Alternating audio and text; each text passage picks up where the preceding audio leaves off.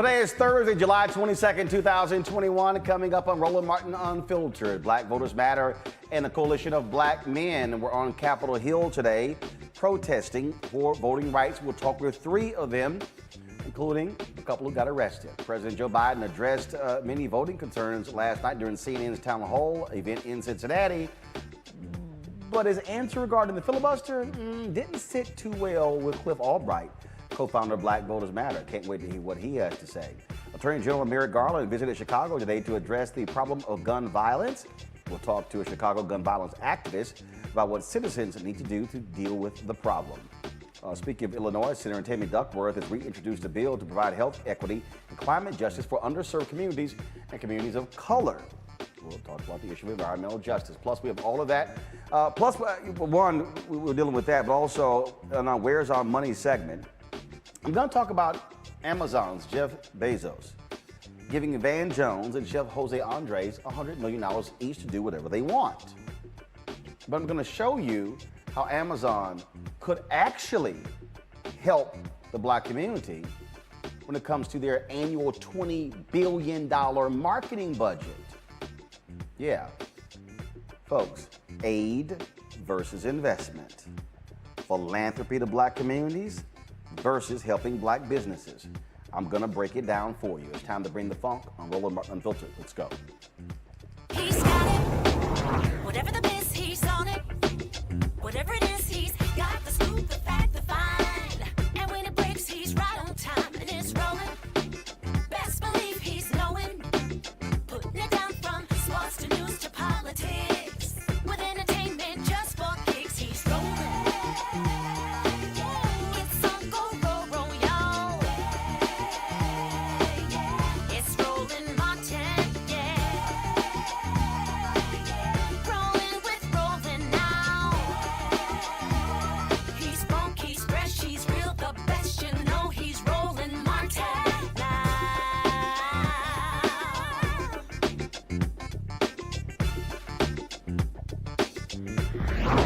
Martin. Last week, black women were on Capitol Hill. Civil disobedience when it comes to voting rights. Congresswoman Joyce Beatty was among those who were arrested. Today, it was the brothers, Congressman Hank Johnson, Cliff Albright, co-founder of Black Voters Matter, and others were out there today. There were 10 men who were arrested as they protested outside of the Senate Hart Office building. Roland Martin Unfiltered, we were there with our cameras, live streaming the entire event. If you go to our YouTube channel, you can actually see what took place with the event, folks. Now, Capitol Police took them into custody after being warned that they were demonstrating without a permit and blocking the entrance to the building. The demonstration began in front of the U.S. Supreme Court, where Johnson, Albright, and Congresswoman Sheila Jackson Lee and others demanded Congress and reform for the filibuster reform, okay? Guys, if I could hear the audio, it'd be great. Of course, they want them to pass, thank you. They want them to pass the For the People Act and the John Lewis Voting Rights Act. The goal is to have consistent pressure being applied, to Congress for Democrats to actually move. Joining us right now is Cliff Albright, co-founder of Black Voters Matter. Also, Mawuli Mel Davis, founding partner, Davis Bozeman Law Firm, and Dr. Wes Bellamy, chair of advocacy for the 100 Black Men of America. Glad to have all three of you here.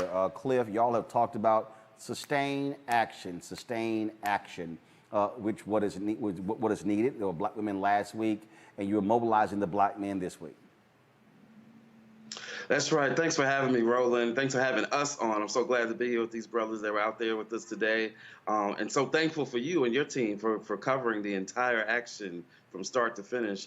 Yeah, it's going to take sustained action. You know, we shouldn't be in this position. We shouldn't be in a position where we've got to go out, hitting the streets, being arrested. You know, we're thankful for the sisters last week, who I call my leader, Melanie Campbell, National Coalition on Black Civic Participation, CBC Chair, Representative Beatty, who led the way last week, Thursday, getting arrested. And so we were following their footsteps and really brothers coming out today to support sisters, and brothers wanted to make it clear that brothers got something to say too, and so it's going to take this level of action, unfortunately, especially after listening to the president's remarks last night on the filibuster. I'm sure you'll get to that later, but it's going to take direct action. What we expect to see, what we're hoping that we see, is that we see this level of action every day. There should not be a day that goes by without somebody doing some type of nonviolent civil disobedience, because that's what it's going to take in order to get the members of the Senate and the president in the White House to understand that we are serious when we say that we are not going back to Jim Crow 2.0. We're not going to sit by silently and watch them erode our voting rights.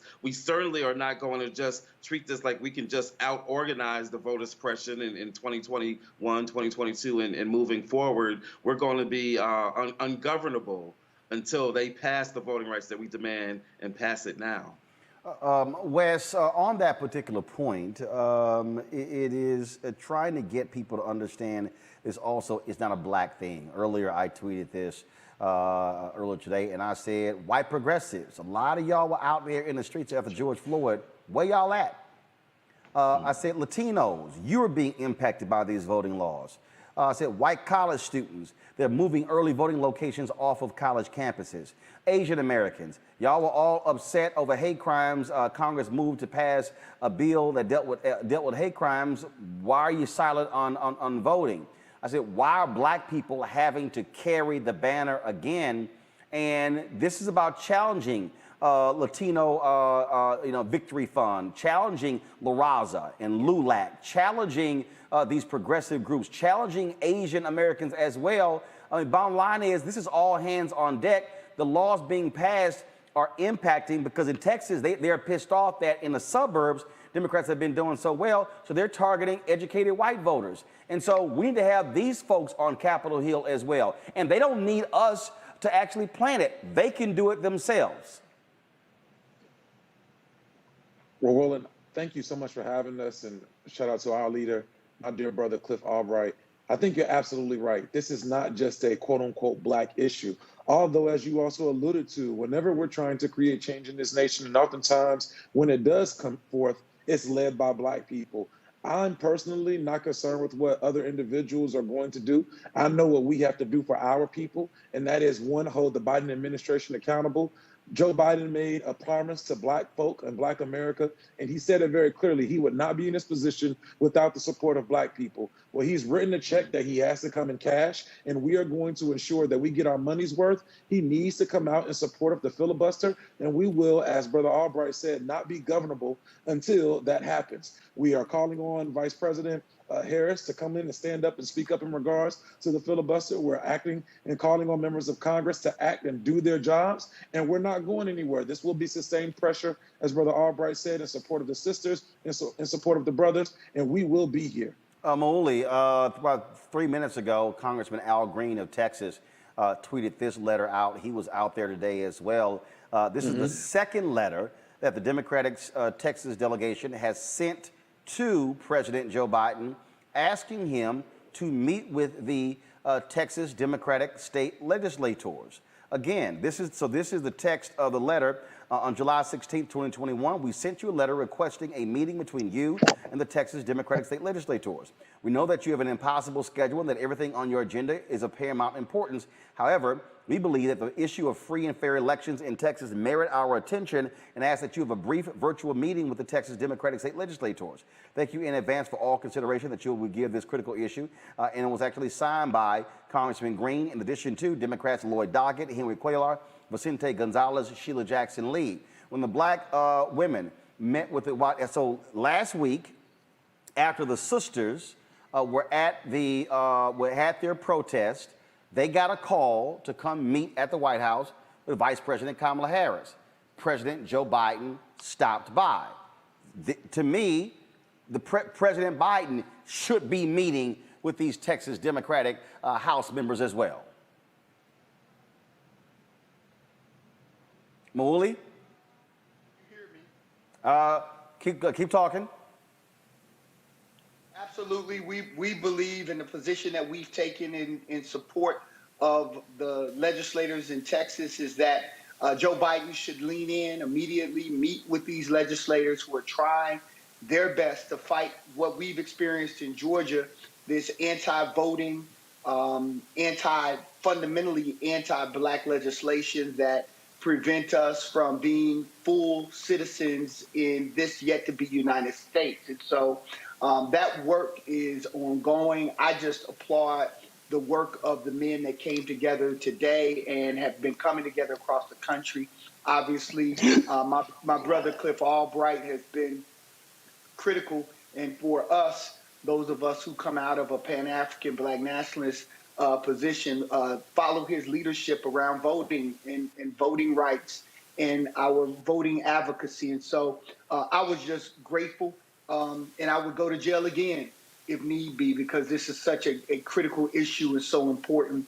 And it's now time that President Biden pay attention, lean in a way that those of us who went out, hit the pavement, and got out the vote in Georgia in particular to give the Democratic Party this win, that he now responds in a way that is reciprocal, and that this is not a here we go again moment for the Democratic Party and for this establishment. So again, I'm grateful, and I appreciate you for opening up the airwaves for us to have this conversation. And Cliff, let's be real clear. When Dr. King and others were pressing President Lyndon Baines Johnson, it didn't matter that he was a Democrat. They made it clear they expected him to act. They expected him to move. Last night at this town hall that took place on CNN, this is what President Joe Biden had to say about the filibuster that did not sit well with you and a lot of other people. I would go back to that, where you have to maintain the floor. You have to stand there and talk and hold the floor. You can't just say it I understand now. that. But what difference is that if you hold the floor for, a day or a year, what difference does it make? Here's the thing for me. You talked about people, and this is important for people who look like me. My grandmother would sit around when I was a kid, 5th grade, had a 5th grade education. I learned that she couldn't read when I was doing my homework. She would tell me stories about people asking her to count the number of jelly beans in the jar, or the soap. And so why is protecting the filibuster, is that more important than protecting voting rights, especially for people who fought and died for that? No, it's not. I want to see the United States Congress, the United States Senate, pass S1 and S4, the John Lewis Act, get them to my desk so I can sign them. But here's the deal. What I also want to do, I want to make sure we bring along not just all the Democrats, we bring along Republicans who I know better. They know better than this. And what I don't want to do is get wrapped up right now in the argument whether or not this is all about the filibuster or, look, the American public, you can't stop them from voting. You tried last time. More people voted last time than any time in American history in the middle of the worst pandemic in American history. More people did. And they showed up. They're going to show up again. They're going to do it again. But what I want to do is I'm trying to bring the country together.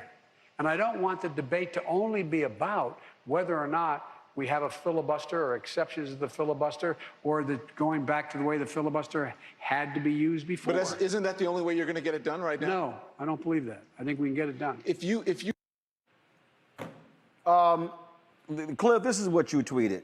In this response, Biden demonstrates at least 3 things. 1, he didn't actually believe a word he said in his passionate speech last week about how dire the current voter suppression is. The entire speech was a lie. He expects community activists, particularly Black activists, to simply recreate the Herculean effort that it took to mobilize voters in 2020 and the 2021 Georgia runoff, and to do so in spite of historic new voter suppression. He lied when he said he'd have our backs. 3, he tells Don Lemon a blatant lie when he says the GOP votes are there, mimicking Joe Manchin, who is also lying. If you couldn't get a single vote to investigate January 6th, you're not getting 10 votes for voting rights. He's either lying or insane. My money is on lying.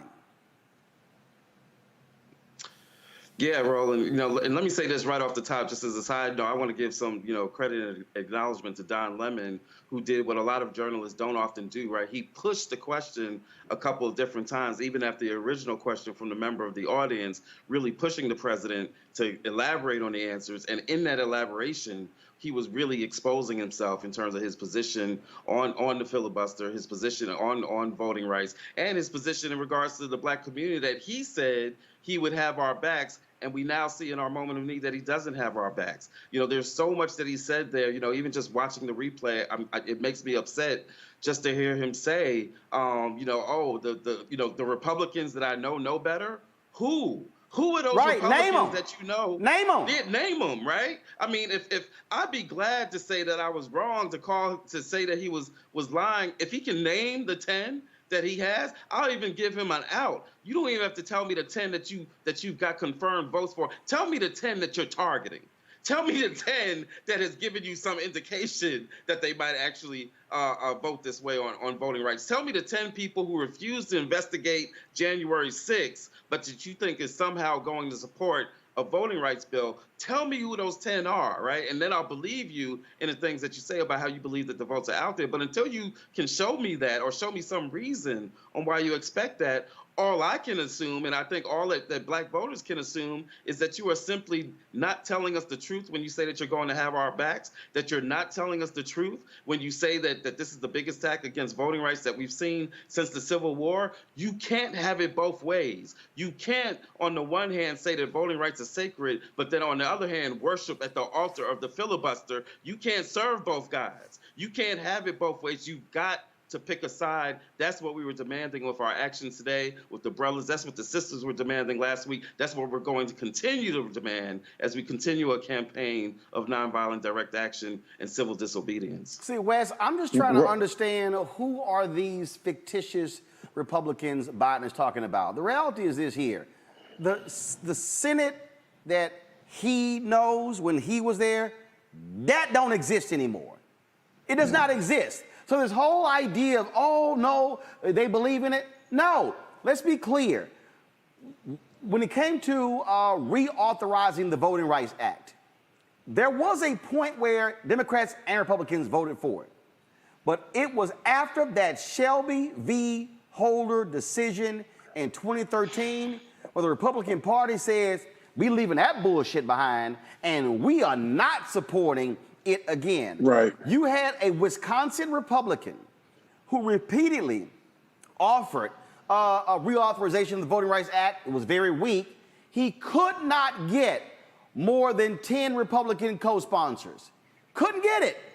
And now, right now, they ain't supporting Jack. So I don't know what the hell Joe Biden is talking about of these magical Republicans that seem to exist that nobody has met. I just want to say, Roland, I've been receiving text messages from someone. One, your show is definitely being watched.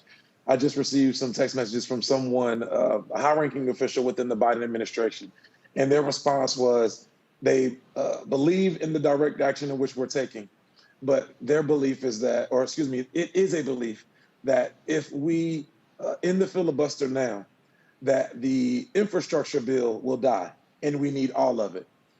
My position, specifically in regards to what you just alluded to and also what Brother Cliff just alluded to, if we put our faith in these Republicans, and specifically these white folk who have consistently shown us that they don't care about us, we're going to get what we always got.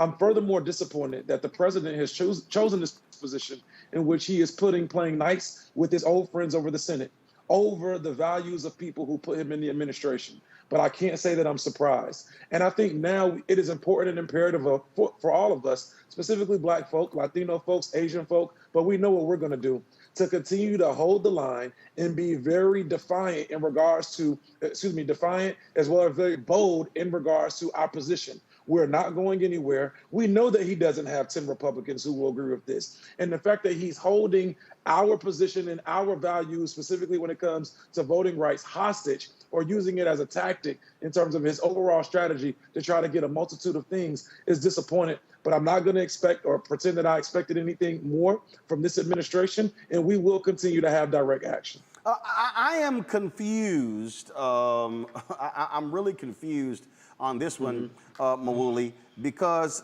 it was just a couple of days ago where the Republicans blocked Schumer on a vote on the infrastructure bill.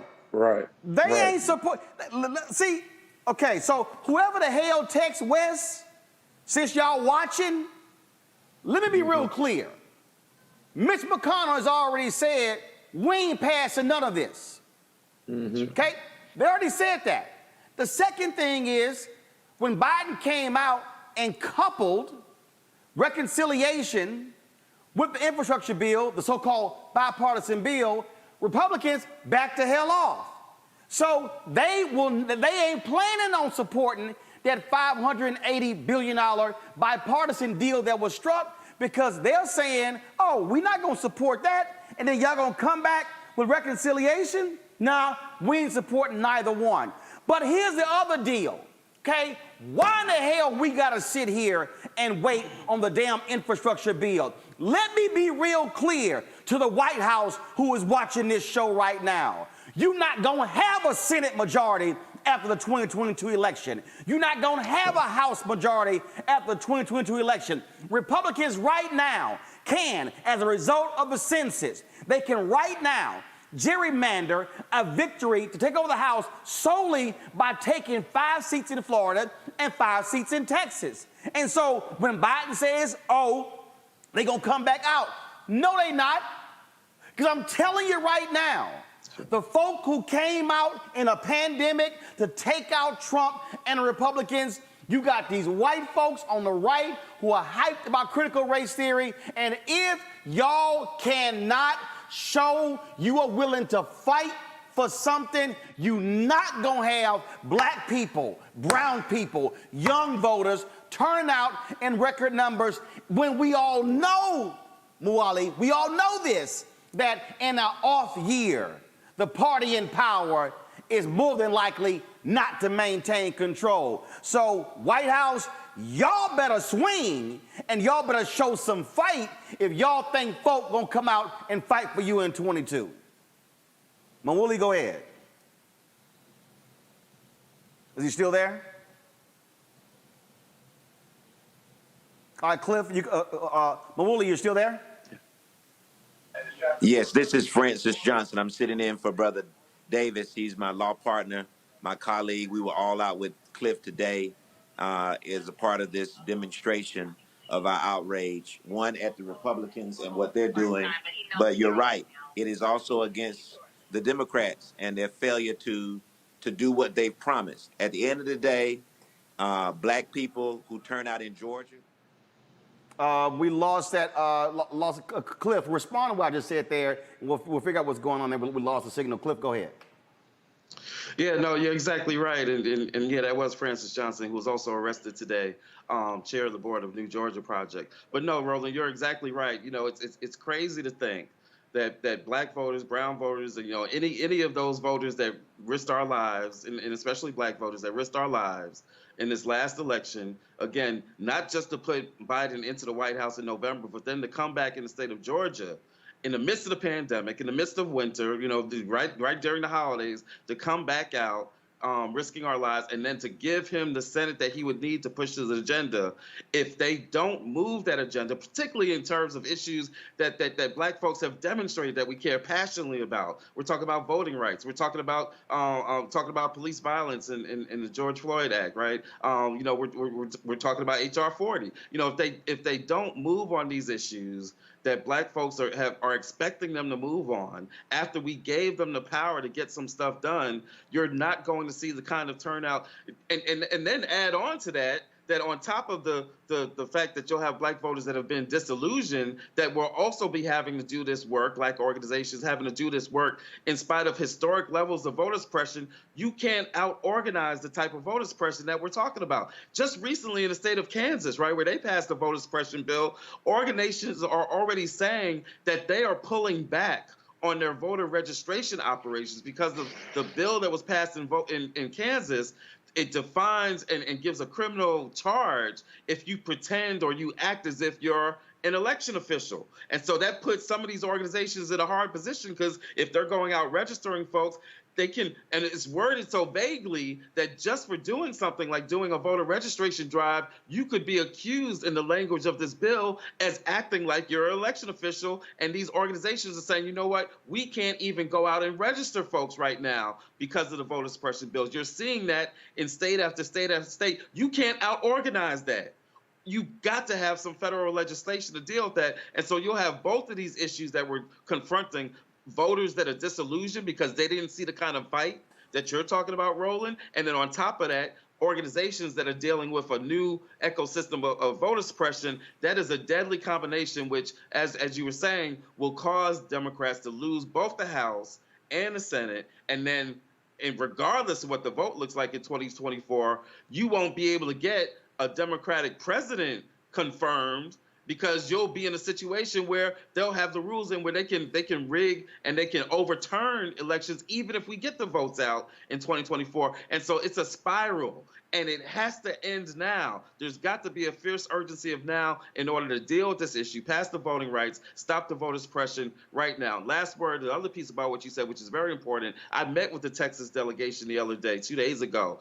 They need to hear from President Biden. You are absolutely right, Roland, and Representative Green, who was out there with us briefly today, is right in that letter. The president has got to meet with that delegation. They are risking a lot. They are separated from their families. They're risking health and welfare. They're risking a lot in order to take this stance. The president at least owes them the dignity of meeting with them and discussing with them the situation that they're facing. See, here's the thing for me, Wes, that I need the folk at the White House, and they understand this here. They understand it.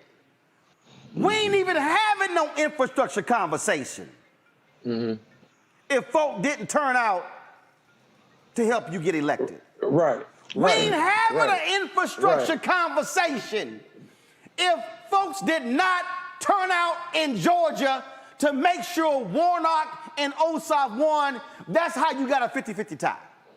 Well, I mean, we ain't even having a conversation.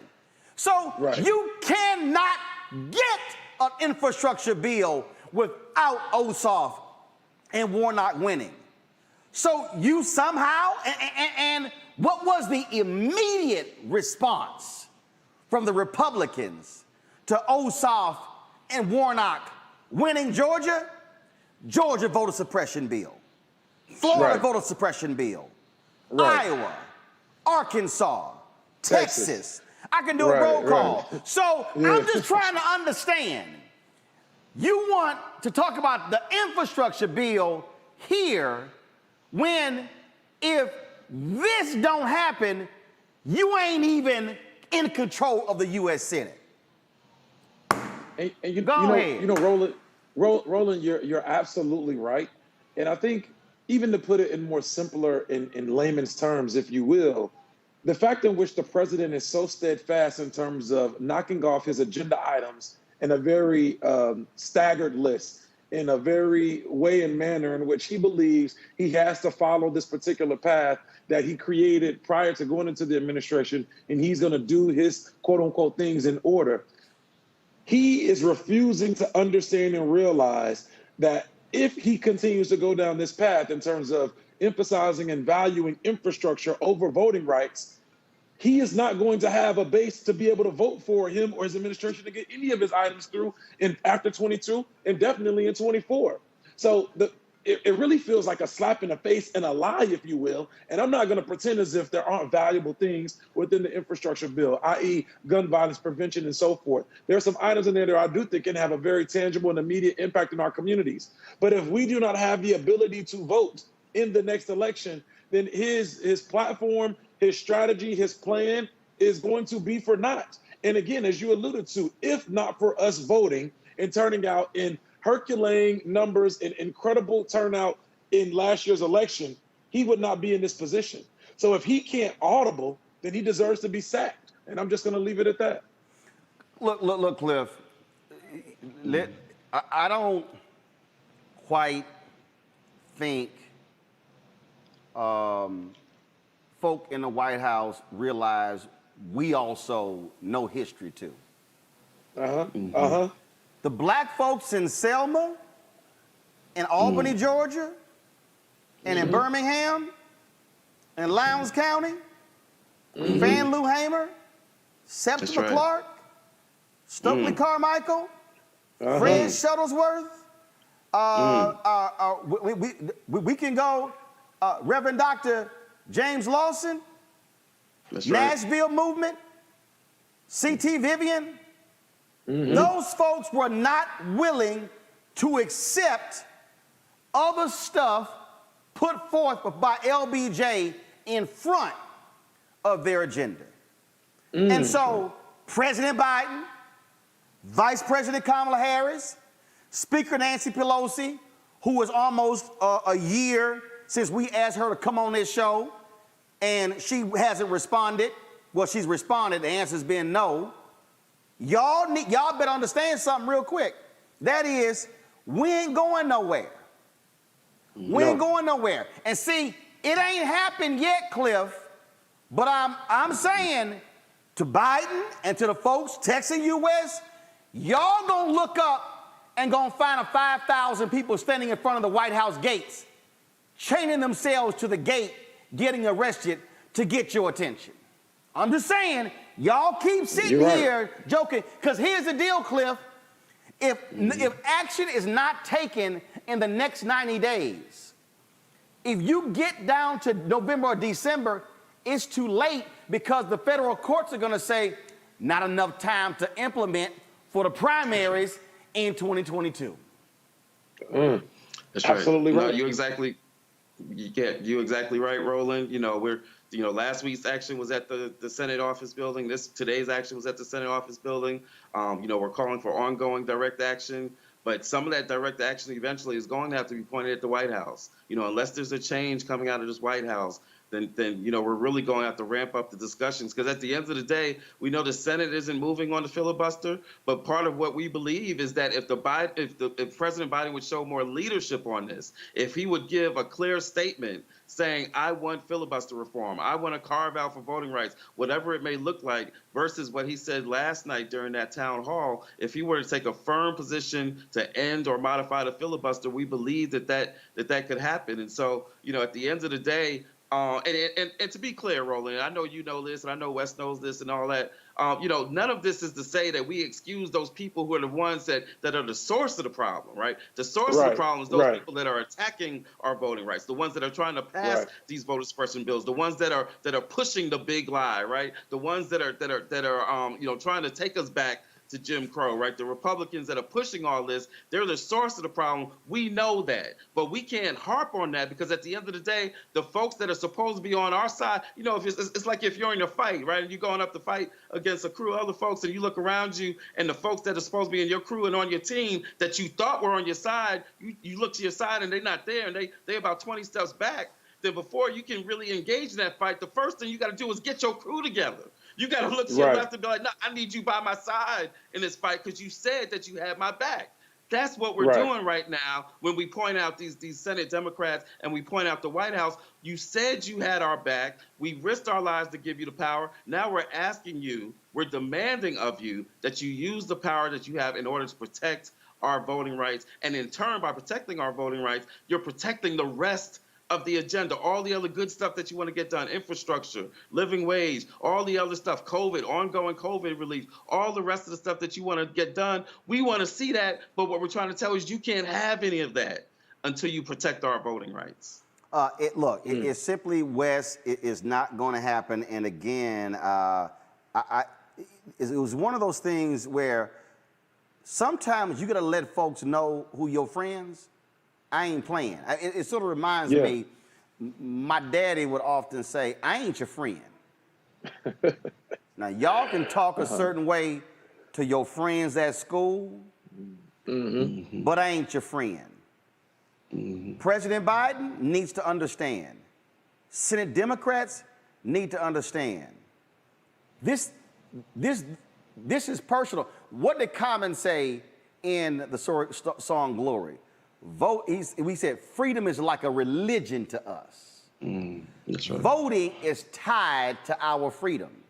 And there are people who are sitting here watching me. I see them trolls. They always run their mouth saying, vote ain't changed nothing. First of all, you can't change any policy in America without voting. Right. You cannot change any policy. And what they had better understand is, to Cliff's point, if it's time to swing, I'm fully expecting folk to show up ready to swing.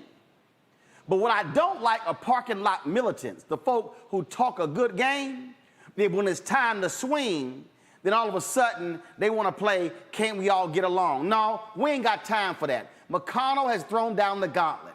Abbott has thrown down the gauntlet. Kemp has thrown down the gauntlet. DeSantis has thrown down the gauntlet. They have all sucked up to the bullshit lies of Donald Trump and the big lie. Now the question is, are we going to have some Democrats who going to have some guts? Because if you're going to wear aviator glasses, damn it, have a swagger and an attitude of a fighter pilot and go fight. I got one more for you, though, Roland. As you were alluding to, and as Cliff was talking about, when we look to our left and to our right, who's in here fighting for us, and Roland, you hit this on the head earlier. Voting rights voting rights affects everyone, all individuals of color. And the fact that we see a lack of our brothers and sisters and those who don't identify from the LGBTQAI plus community who have yet to come out and not only be as vocal and boisterous as us is a problem. Say it. It is a major problem. And I would dare say on the Roland Martin Unfiltered show that there are many individuals who enjoy having Black people fight for them, but would not fight for us, i.e. individuals within the Latinx community, individuals within the Asian community, individuals, although we know there's a great deal of intersectionality between those who are Black as well as LGBTQAI+, they benefit from us protesting for them. But when it's time for us to come about, they're quiet. And I don't believe that we can move this needle alone. Black folk are going to do what we have to do. But this ain't all on us. And if we do not get voting rights reform and we see this nation turn back another 60 years in the year 2022 and in the year 2024, I dare not have one person look and blame Black folk for what we did not do. And I dare say that our allies and quote unquote accomplices have dropped the ball. Look, Cliff, y'all partner with a lot of folks. First of all, you've got the Poor People's Campaign. They, of course, are mobilizing, organizing. Let me go ahead and say this here.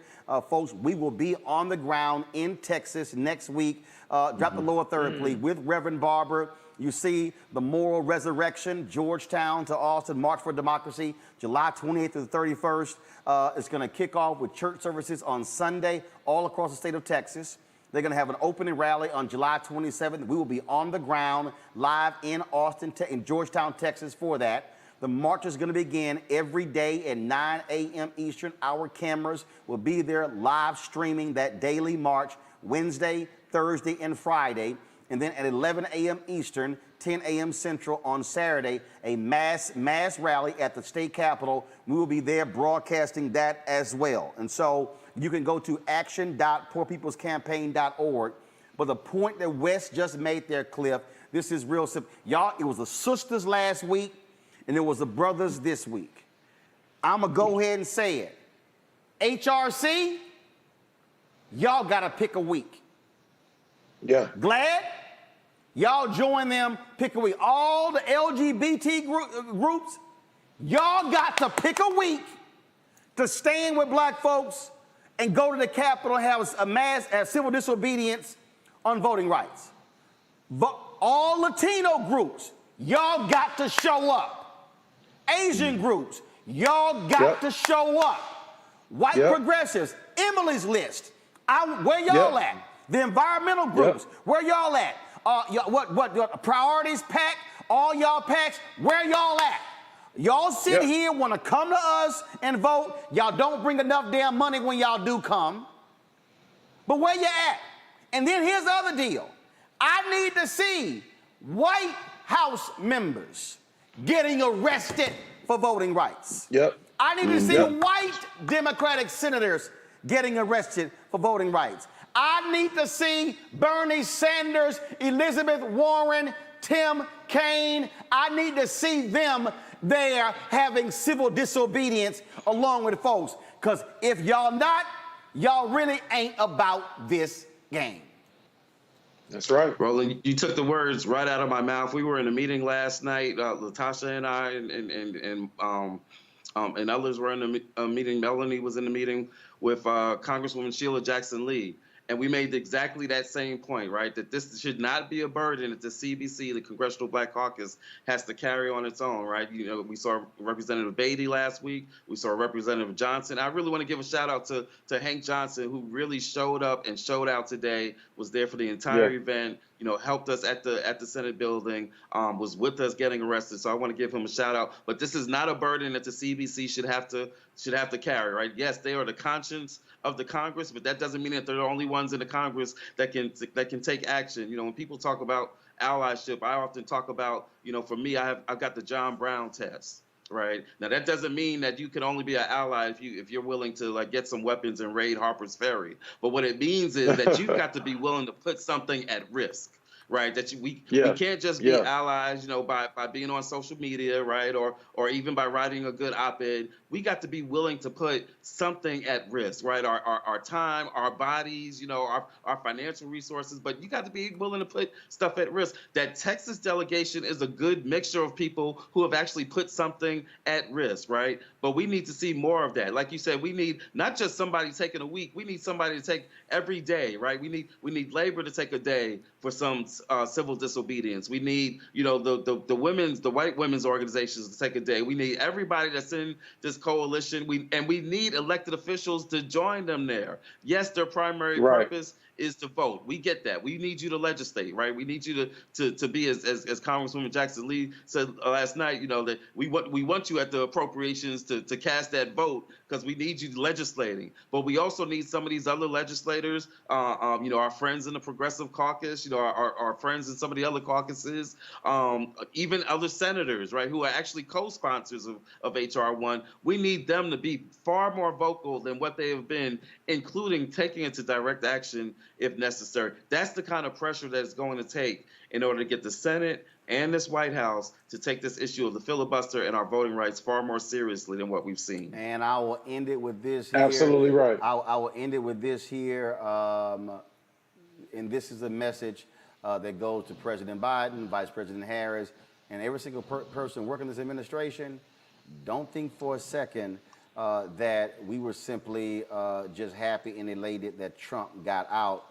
And I told y'all how I've been operating when it comes to these companies, when it comes to advertising for black-owned media. This is what my man Denzel said in the movie Malcolm X. Break it up. You got what you want. No, I'm not satisfied. And I told y'all how I've been. I'm not satisfied. That's the deal. We ain't satisfied, Wes and Cliff. Gentlemen, I appreciate it. Thank you so very much. Also, Wooly for joining us as well. Thanks a lot.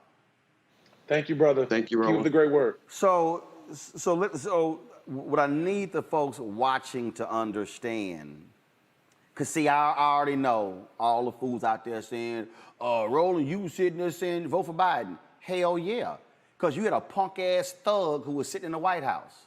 So you think for a second I wanted that thug, Donald Trump, after the crap that he pulled, be back in the White House? But see, I also told y'all during the election, that the election was the end of one process and the beginning of another. I told y'all last year that we got to put that level of heat on them as well when it comes to doing what we need them to do. See, that's the thing. I was never under any illusion that these things were going to happen just automatically because Biden and Vice President Harris in the White House. And y'all need to understand, they 3 blocks away. Y'all need to understand, we're at 16th and K. They 3 blocks away. I can look outside the window and see the White House. See, so this is about us flexing our power and using our muscle to put the pressure on folk to do what's right. I have said numerous times on this show, you can't show me an instance anywhere in American history where black folks have gotten anything just because.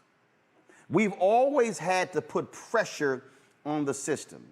And no, I get, fine, y'all all about the infrastructure bill. That ain't my priority.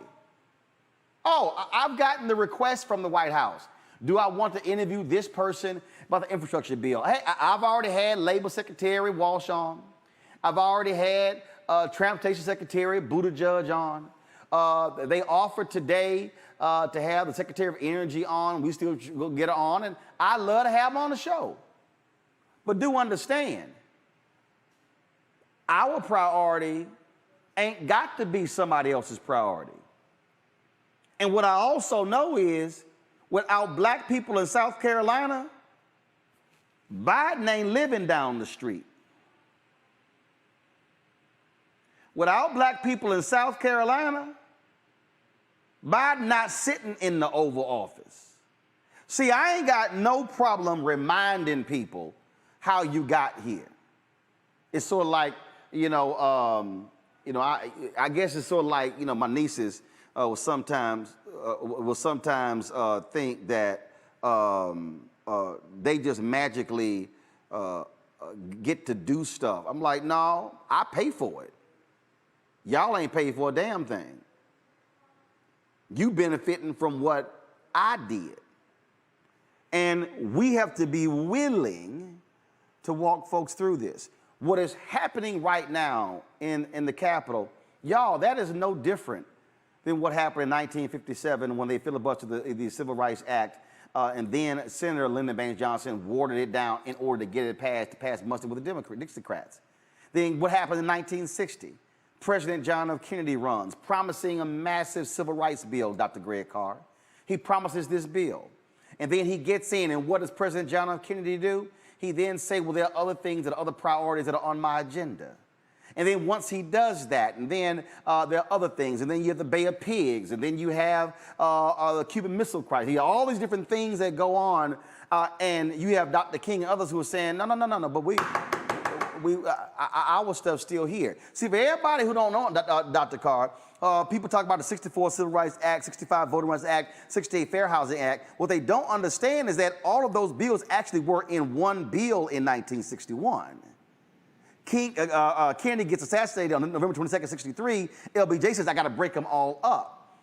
And so it took 8 years for those 3 bills to actually pass. It took JFK, RFK, MLK, Medgar, all getting assassinated, 4 little girls in Birmingham, Jimmy Lee Jackson in Selma, riots in multiple cities in the country for those 3 things to pass. So for the people who are watching, who are saying, I don't know why y'all sitting there making all this noise, it's because that's how it happened before. It's true, Roland. I mean, first of all, that was a hell of an hour spent with our brothers. It was good to see my brother Wes Bellamy, who many people may remember came to national and international attention as the vice mayor of Charlottesville, Virginia. You know, that young brother when the white nationalists attacked and killed Heather Heyer and did what they did down there. And I always cliff on the wall. And my man, Mauli Davis, who was a frontline warrior. And I saw him and I watched the coverage as you were live streaming, Roland. And when I saw Mauli out there, I said, okay, they got the best lawyer they can have. I've known that brother for a long time. And when I saw him get in line and put his fist up, and Mazzamella and them, I'm saying, hold on, I think Mauli's probably supposed to be there to help bail cats out. So when Mauli went to jail, but you of course have laid it out, and I think it's important for people to understand that this is exactly like the 1950s and 60s, and it's also different. See, I think we tend to focus on domestic policy, for example, without the international context. And again, you showed. You streamed the memorial service out of Haiti, which is very important. Again, y'all got to support this platform. If you weren't watching today, go back and look. But this post-World War II, the United States needed to make some concessions on the domestic front when it came to black people, because they were fighting a propaganda war with the Soviet Union and China. And so, you know, when you see Brown versus Board of Education, when you see the Civil Rights Act of 1957 under Eisenhower, when you see the one of 64, as you say, and the Voting Rights Act of 65 and the Fair Housing Act of 68, the United States is also in Vietnam. But what the difference between then and now is capitalism has reached the limits of expansion, meaning there are no more markets. And so what you're going to see now is people are trying to take markets from other people, and business is driving all of this. So on the domestic front, you know, they don't need black people the way they needed them in the 1940s, 50s, and 60s when this was still an industrial-based economy. But that's gone now. We're in the post-industrial age. So what you're basically seeing is that the elites, Democrat or Republican, being driven by the corporate base and the big money folk who are already been global, have already been global, they are gambling that we don't have anywhere else to go. So the conversation that you all were having is very important. And it's also important, as you say, if we understand history, then this is basically where we are. We don't need a crystal ball for this. The contradictions in this settler state are being laid bare. Now, people don't like it necessarily when I say this, but I'm going to say it anyway because I really don't care whether people like it or not, because this isn't a question of opinion. It's a question of historical analysis. This isn't a country. Please understand, when I say that, I mean there is no such thing as the American people. There are many different people in a federal state who, at their best, have worked together to advance common interests when they didn't see any alternative. That's why, as Wes said, all these quote-unquote allies, when you ask them to come out, they're not coming out. Why? You got to make it clear that it's in their interest too, because there is no such thing as the American people. There's a federal state. And the thing that has held this state together, quite frankly, simply put, the thing you're writing the book about that's going to come out soon when you talk about white fear, the thing holding this country together is white nationalism. And so these white boys don't have anywhere else to go. It's what rallies the base. It's what turns out votes. And so I'll end with this. In terms of priorities, there's one question that should be driving black people. It should be the same one that drove us since we got kidnapped and brought into this criminal enterprise. And that question is, how does it free us, as Sonia Sanchez would ask? Another way of asking that question is, what is the benefit to us? And who loses if certain things happen? Now, Bernie Sanders wanted a $6 trillion plan. Okay, it didn't get through. And no, he ain't out there getting arrested. But what they have queued up is a $3.5 trillion plan, which includes Medicare expansion. Y'all saw the life expectancy rate went down for black people over the last year. COVID had a lot to do with that, but it ain't never been great. There's Medicare expansion. There's the child tax credit. They want to extend that to 2025. There's free community, not free, taxpayer subsidized community college, and HBCUs get billions of dollars. Universal pre-K, subsidies for the Affordable Care Act, all that stuff we want. Now, on the other side of the ledger, when Joe Biden tells Don Lemon, look, man, you can't stop people from voting. That's not true, and true at the same time. What do I mean by that? These white nationalists have passing these laws in these state legislatures are not at the point yet where they can say, we can stop you from voting. We can fill out every line, we can cross every T, dot every I, and not to say that we still won't be stopped, but we can overwhelm that system. But here's the problem. We haven't developed our historical analysis and logic enough to understand that in a multi-strategy war, no, we don't have another option if you want to expand Medicaid and the rest of this than to ride with these people who we know are part of a two-party system that's really a one-party system, corporate state system. But the alternative is when this thing falls apart, y'all ready to strap? Y'all ready to go for the strap? Because I'm telling you right now, and I'm looking at it as a person without a stake in this, because I never believed in the United States of America. It's a fantasy. So, but if you're ready to strap, if you're ready to go to the strap, then go out there and bang and say, devil take the hindmost. But understand something. History shows us this is where it is headed. When they lose the Senate and they lose the House and then lose the presidency, all you people in the military, y'all gonna have a choice to make, because that's when they roll the tanks into your neighborhood. And then you say, well, damn, I had a chance when I could register and vote. But guess what? I'm gonna be like, hey, you did have a chance. Now let's go out here and get the strap. Because guess what? It was headed that way all along. This is how criminal enterprise like the United States ends. You better listen to this conversation of the last hour, because that's just a stopgap measure. And I'm not sure I would get into the same debate with Joe Biden. See, Because I understand where you're coming from. See, look, the thing for me, Faraj, is real simple. And that is the things that we want on policy, we can't get if the people who we want to deliver can't get elected. This ain't hard for me. If the voting restrictions are put in place, I need everybody who's listening to my voice understand what I am telling you. This does not just impact presidential and congressional and senatorial elections. It's every election.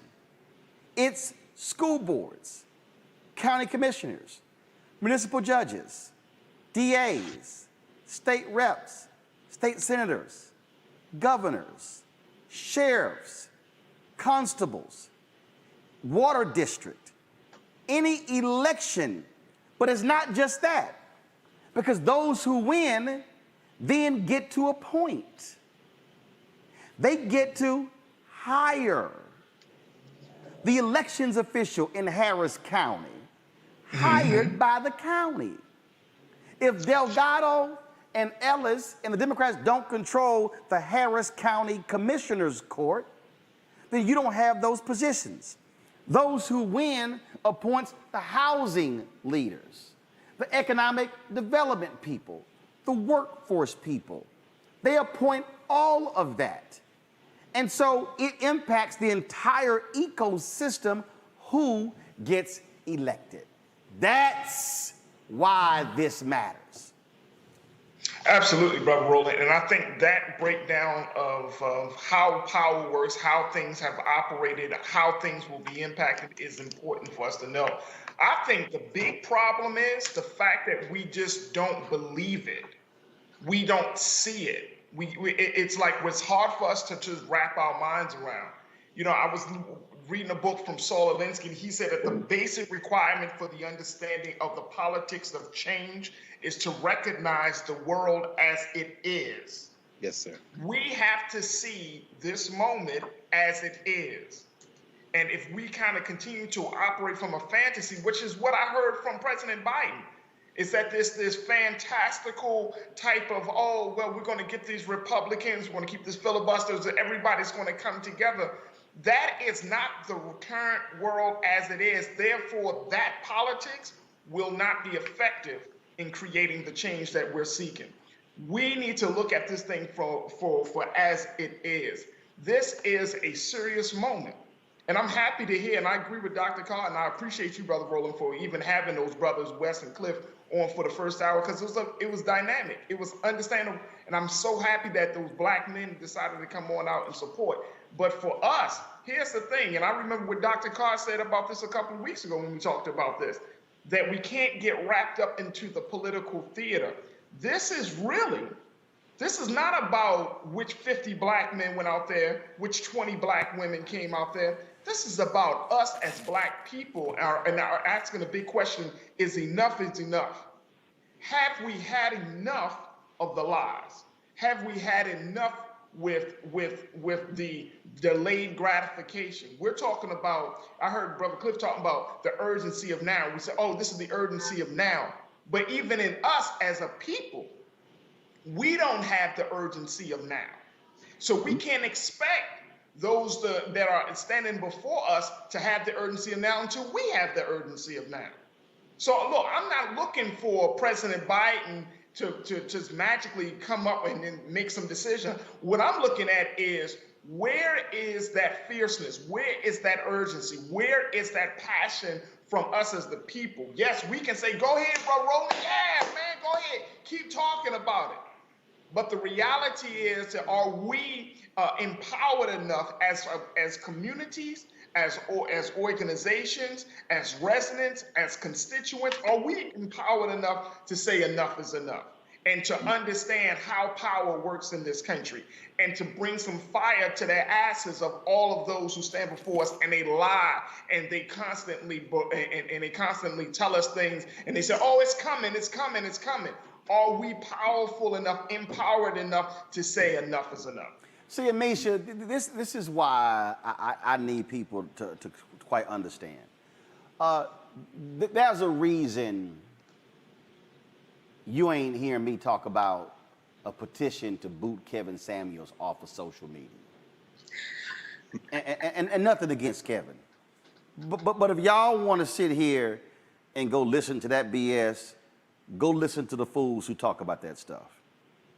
See, this is part of the thing for me, Amisha, why I don't give a damn about the add-on of Giselle Bryant's house on the Real Housewives of the Potomac or whatever the hell the show is. I don't give a shit about the ratings of Ebony Williams being on the Real Housewives of New York. I really don't.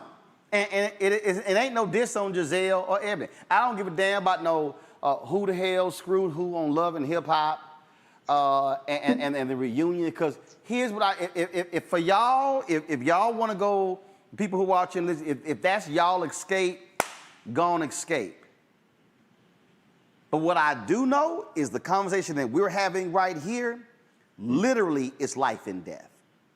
Literally, it's who's in charge of the FDA. Literally, it's who's in charge of expanding Medicaid in the states.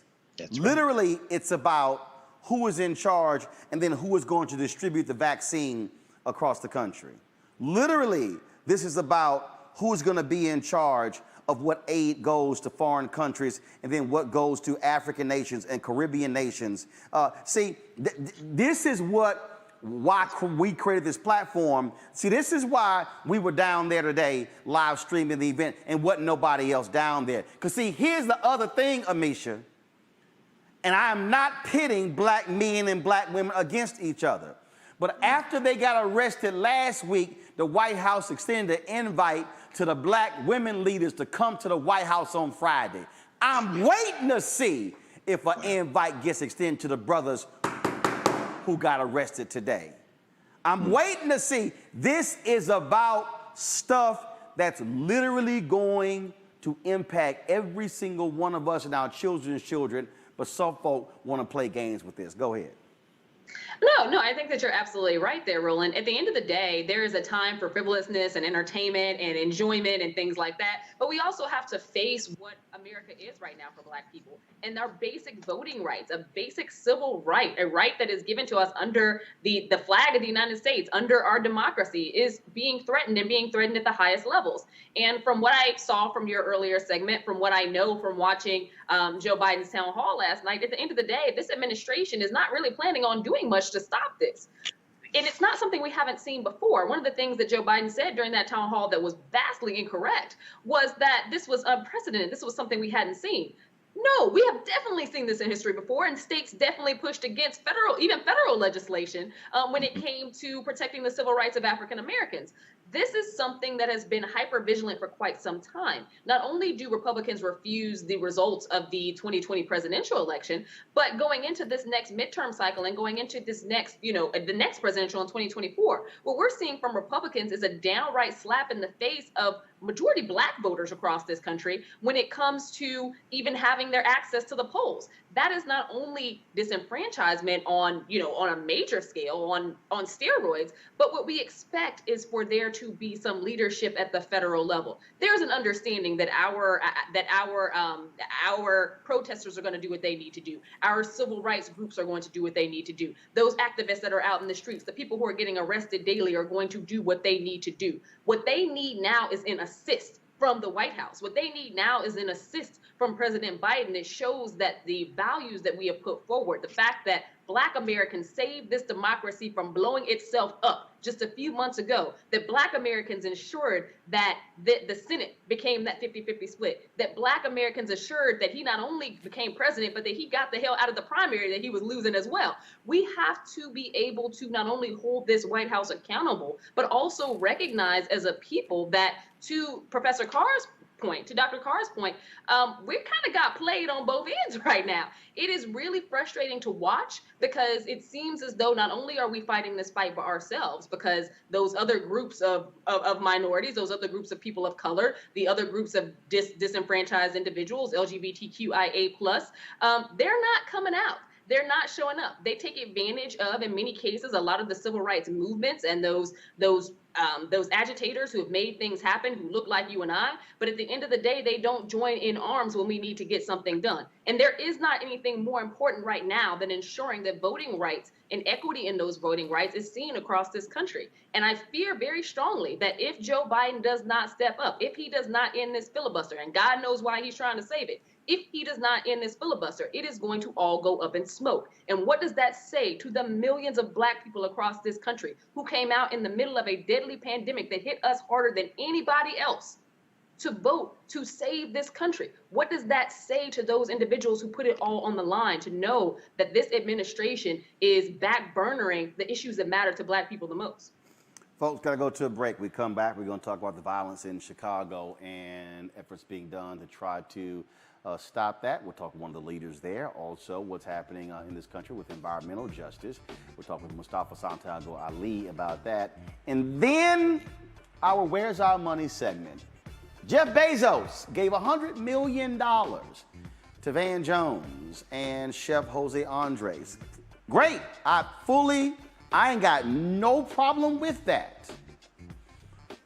But I'm going to break down to y'all how Amazon could actually drive several $billion a year to Black America. Let's see if that challenge is accepted. You're watching Roland Martin Unfiltered, the blackest show out here. We'll be right back.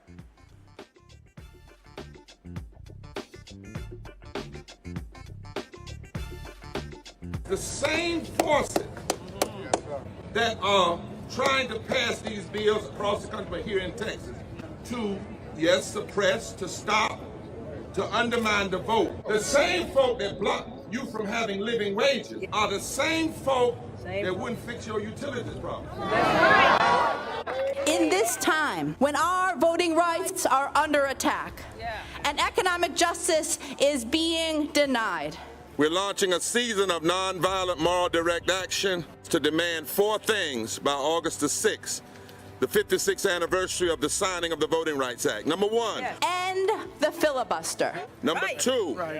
Pass all provisions of the For the People Act. Fully restore the 1965 Voting Rights Act. And number 4, raise the federal minimum wage to $15. Pass the For the People Act. That is the last best hope for voting rights, not just in Texas, but Georgia and Florida and about a dozen other states. Pass the John Lewis Voting Rights Bill and the For the People Act. Let our people vote.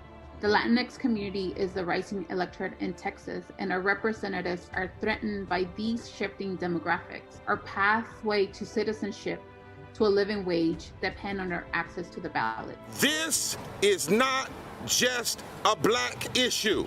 That's right. This is a moral, constitutional, and economic democracy issue. I think in Texas that it is time for a Selma-like. I think we ought to march from Georgetown to Austin. And we ought to come to Austin, but we ain't coming to Austin just for Austin. We come to Austin to save the Washington, D.C. Which side are you on? And don't tell us you can't do all of this. You must do all of this for the soul and the heart of this democracy. Forward together! Forward together! Forward together! And not one step back. People our age have lost the ability to focus the discipline on the art of organizing. The challenges, there's so many of them and they're complex, and we need to be moving to address them. But I'm able to say, watch out, Tiffany. I know this road. That is so freaking dope.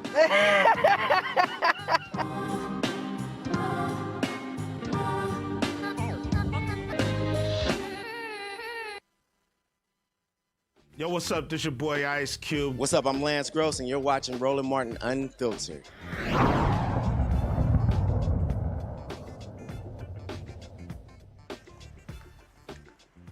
Attorney General Merrick Garland was in Chicago today, meeting with folks there to address the issue of violence. There's been a significant number of shootings taking place in Chicago.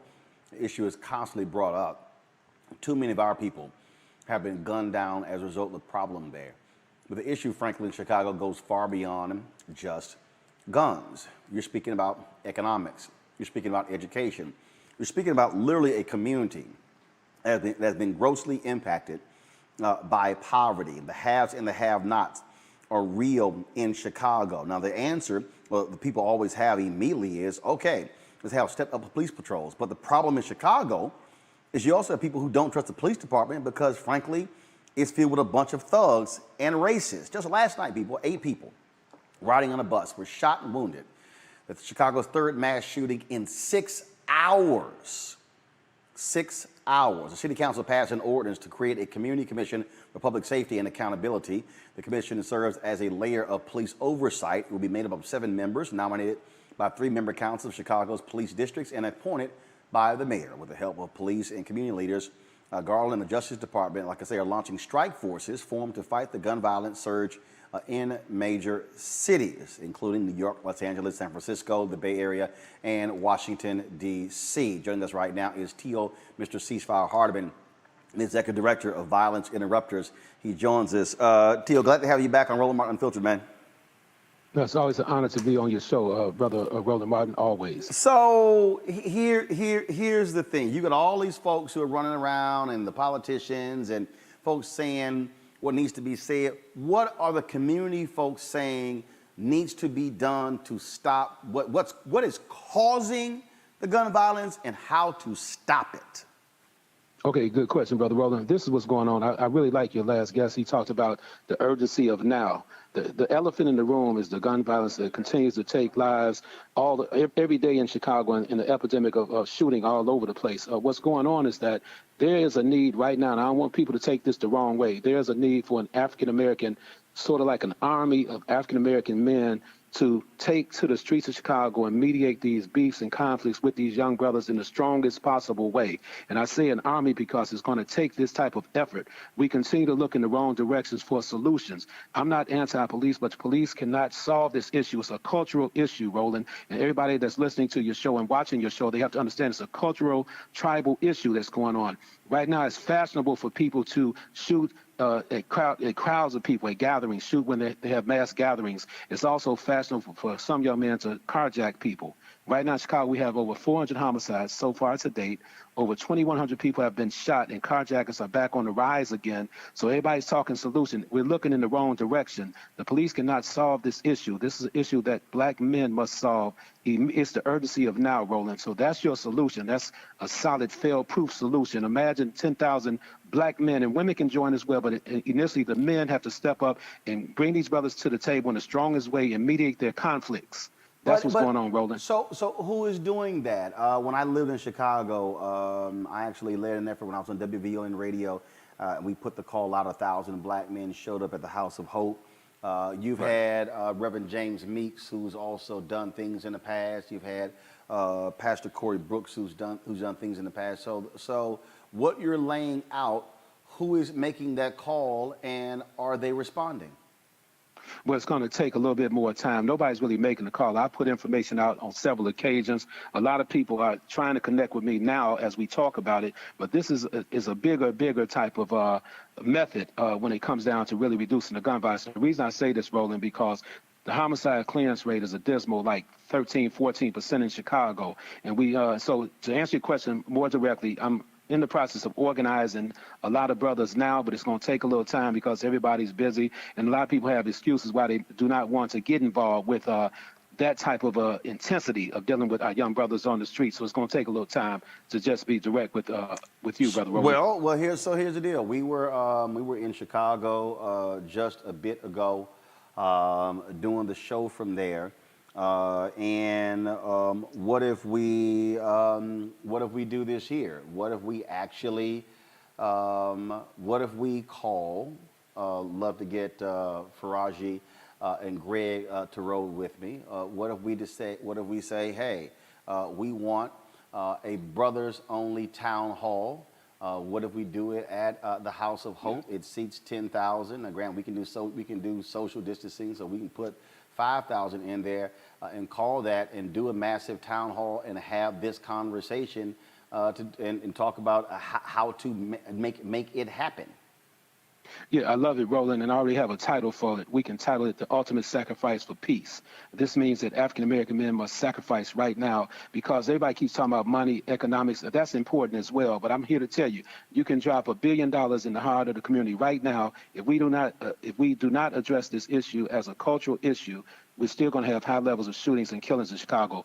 There are too many people that are hurting. There's a lot of trauma going on. Kids have been shot. Women have been executed. So I'm not just trying to paint a bad picture, but I want to say on the good side, on the positive side, yes, if we organize that town hall session with 5,000, men to come together and then we strategize and basically deal with this. And after we have that town hall rolling, we have to hit the streets, okay? We have to go out there and meet them guys where they are and bring them brothers to the table. Make sure we enlist their family members to be a part of it with us as well, because all the shooters in Chicago have family members they care about. So they may listen to some of their uncles and their fathers, and then along with the brothers backing up their family members, we can get the job done. But it's going to take a massive effort like this, Brother Roland, a massive effort, seriously. I don't know I know Illinois has been very hesitant when it came to gatherings. So let us know what the details are about mass gatherings in the state. And then let's go from let's talk about it. And I have no problem at all bringing our cameras there and streaming this to the rest of the country and the world. So let's do it. And let me say this to you also, Roland, I would love, and I was thinking about you earlier today, I would love to facilitate a peace circle with you and about 20 brothers from the streets, some of the young brothers, so we can have a restorative justice peace circle live with your film crew. I think it would be really great so we can hear from some of these young guys and some young women on what they think is really going on, what kind of solutions they're thinking about. But overall, the bigger level, like I said, is black men uniting, sort of like an African-American army of brothers, in a good way, not to stand down on the young guys, not to hurt nobody, but to bring them guys together in the strongest possible way. I need everybody to understand this. And my people know what I'm talking about. The strongest possible way. Bring them together, resolve the conflict so people can live instead of die, Brother Roman. All right, let's do it. Roland. Sorry about it. Yes, indeed. Okay. T.O., we appreciate it, man. Thanks a lot. Always. Thank you. Faraji, at the end of the day, if we don't actually step up and have an inter-family conversation, then it ain't going to happen. And it ain't going to happen at all. And I'm so happy that you put out that action item, Brother Roland. I personally have worked with a group of black men in Baltimore City called the We Our Us movement. This is a group of black men, and for over nearly 3 years, Brother Roland, we have, in Baltimore City, we've had a violence problem like no other city. And our numbers are crazy right now, unfortunately. But for nearly 3 years, these black men walk through neighborhoods, black men from the Nation of Islam, from the local churches, from organizations, black men. Of course, the sisters have been there, but this is predominantly black men who have been walking through the streets of Baltimore, East Baltimore, West Baltimore, South Baltimore, providing resources, jobs, opportunities, but most importantly, Brother Roland, providing hope. And I have gone along with them to be a part of these walks. So there is a model. There is a model. And I'm going to tell you that this type of work, like Brother T.O. is looking to do, can be done. It just needs to have a model. In Baltimore, we have a model. We're still dealing with it because violence is still entrenched in the culture of Baltimore City. But there is a model. There's a group of folks that I know we can connect with. And like you said, Brother Roland, we can bring people together. Let's go to Chicago. Let's try to implement or set up an infrastructure of peace. And then let me just add this, that we can bring the next generation of young black men. I'm talking 13, 14, 15.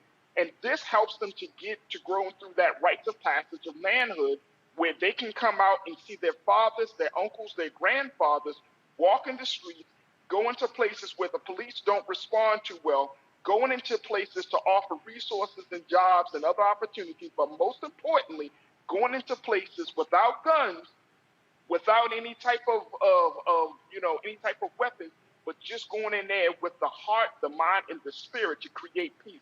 And I know it. I'm a part of the Nation of Islam. I've seen this with my own eyes. This is what can be done. We can do it in Baltimore. We can certainly do it in Chicago. So I'm ready for it. I would love to be a part of that trip. Great car. Oh, I agree. I mean, you do what you can where you can, and we've all seen these very effective local strategies And I want to say this, though. This is where I'm not at a loss. I just know, I think we have to think about the models if we're going to actually achieve what we ultimately want, which is a safe, secure, grounded community wherever we are. And I think, you know, I mean, it's a difficult thing because, again, I mean, Amisha, this is your hometown.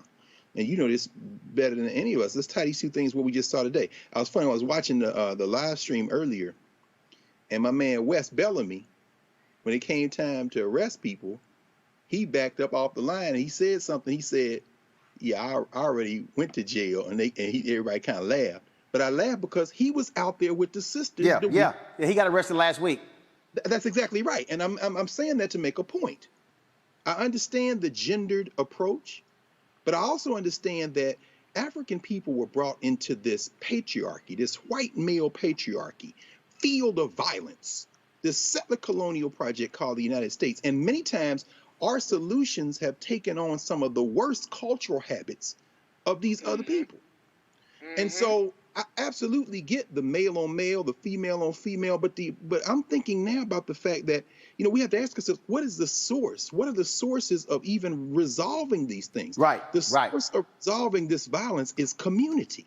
And it has to be full spectrum. We all remember the Nation of Islam. Brother Faraj, you remember this, man, back in the 80s and 90s, the dope busters going into, you know, understand that? And we also understand that when we start talking about solutions, I want to be in a circle where Amisha, who's from Chicago, we got woman, man, woman, man, woman, man. We in the community, we got intergenerational, and we do more listening than talking, like Tio said, who has a master's degree at the Center from the Center for Inner City Studies. One of my Jagners, the great Jacob Carruthers and Conrad Worrell and them. We know that to sustain this is the last thing I'll say, to sustain a solution, you got to put down the gun for sure. And Faraj, you right, man. The first thing is don't kill nobody else. Stop the killing, as Farrakhan used to say, right? Now, if we can get a moment on that, that's when we look at these elected officials. I don't care whether it's Danny Davis or Bobby Rush or whoever, because we know Merrick Garland. Shout out to Merrick Garland. You won't go after Wilbur Ross or any Trump bad guys. You got 4,500 tips on I love Beer Kavanaugh. You ain't going to do that, but you're going to fly out to Chicago and have a conversation about more police. No, more police. No, what we need is money for jobs and an economic uplift, money for an education system, money for our cultural institutions, and public safety in ways that bring people into the space. Because while you talk about Real Housewives and all this other stuff, you got people lined up watching Chicago PD, Law and Order. Come on, Doc. Come on.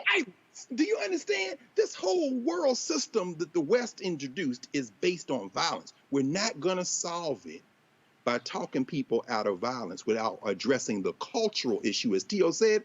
But the cultural issue ain't about men and women. The cultural issue is about community. And we got to think through that, be serious about it. Otherwise, there'll be momentary lulls. That's all. Yeah, absolutely right, Amisha.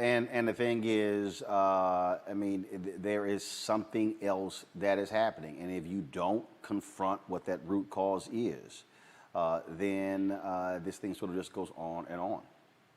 No, you're right. And Chicago is my hometown, so it is the blood that runs through me. At the end of the day, and as someone who has worked with T.O. Hardeman, I've known him for the past 15 years at least, when I look back on my city, the recognition has to be what it always should have been. Chicago has over 78% of Chicago public school students that are currently housing unstable. They are currently listed as homeless. 78% is the largest homeless rate of any student group in the country.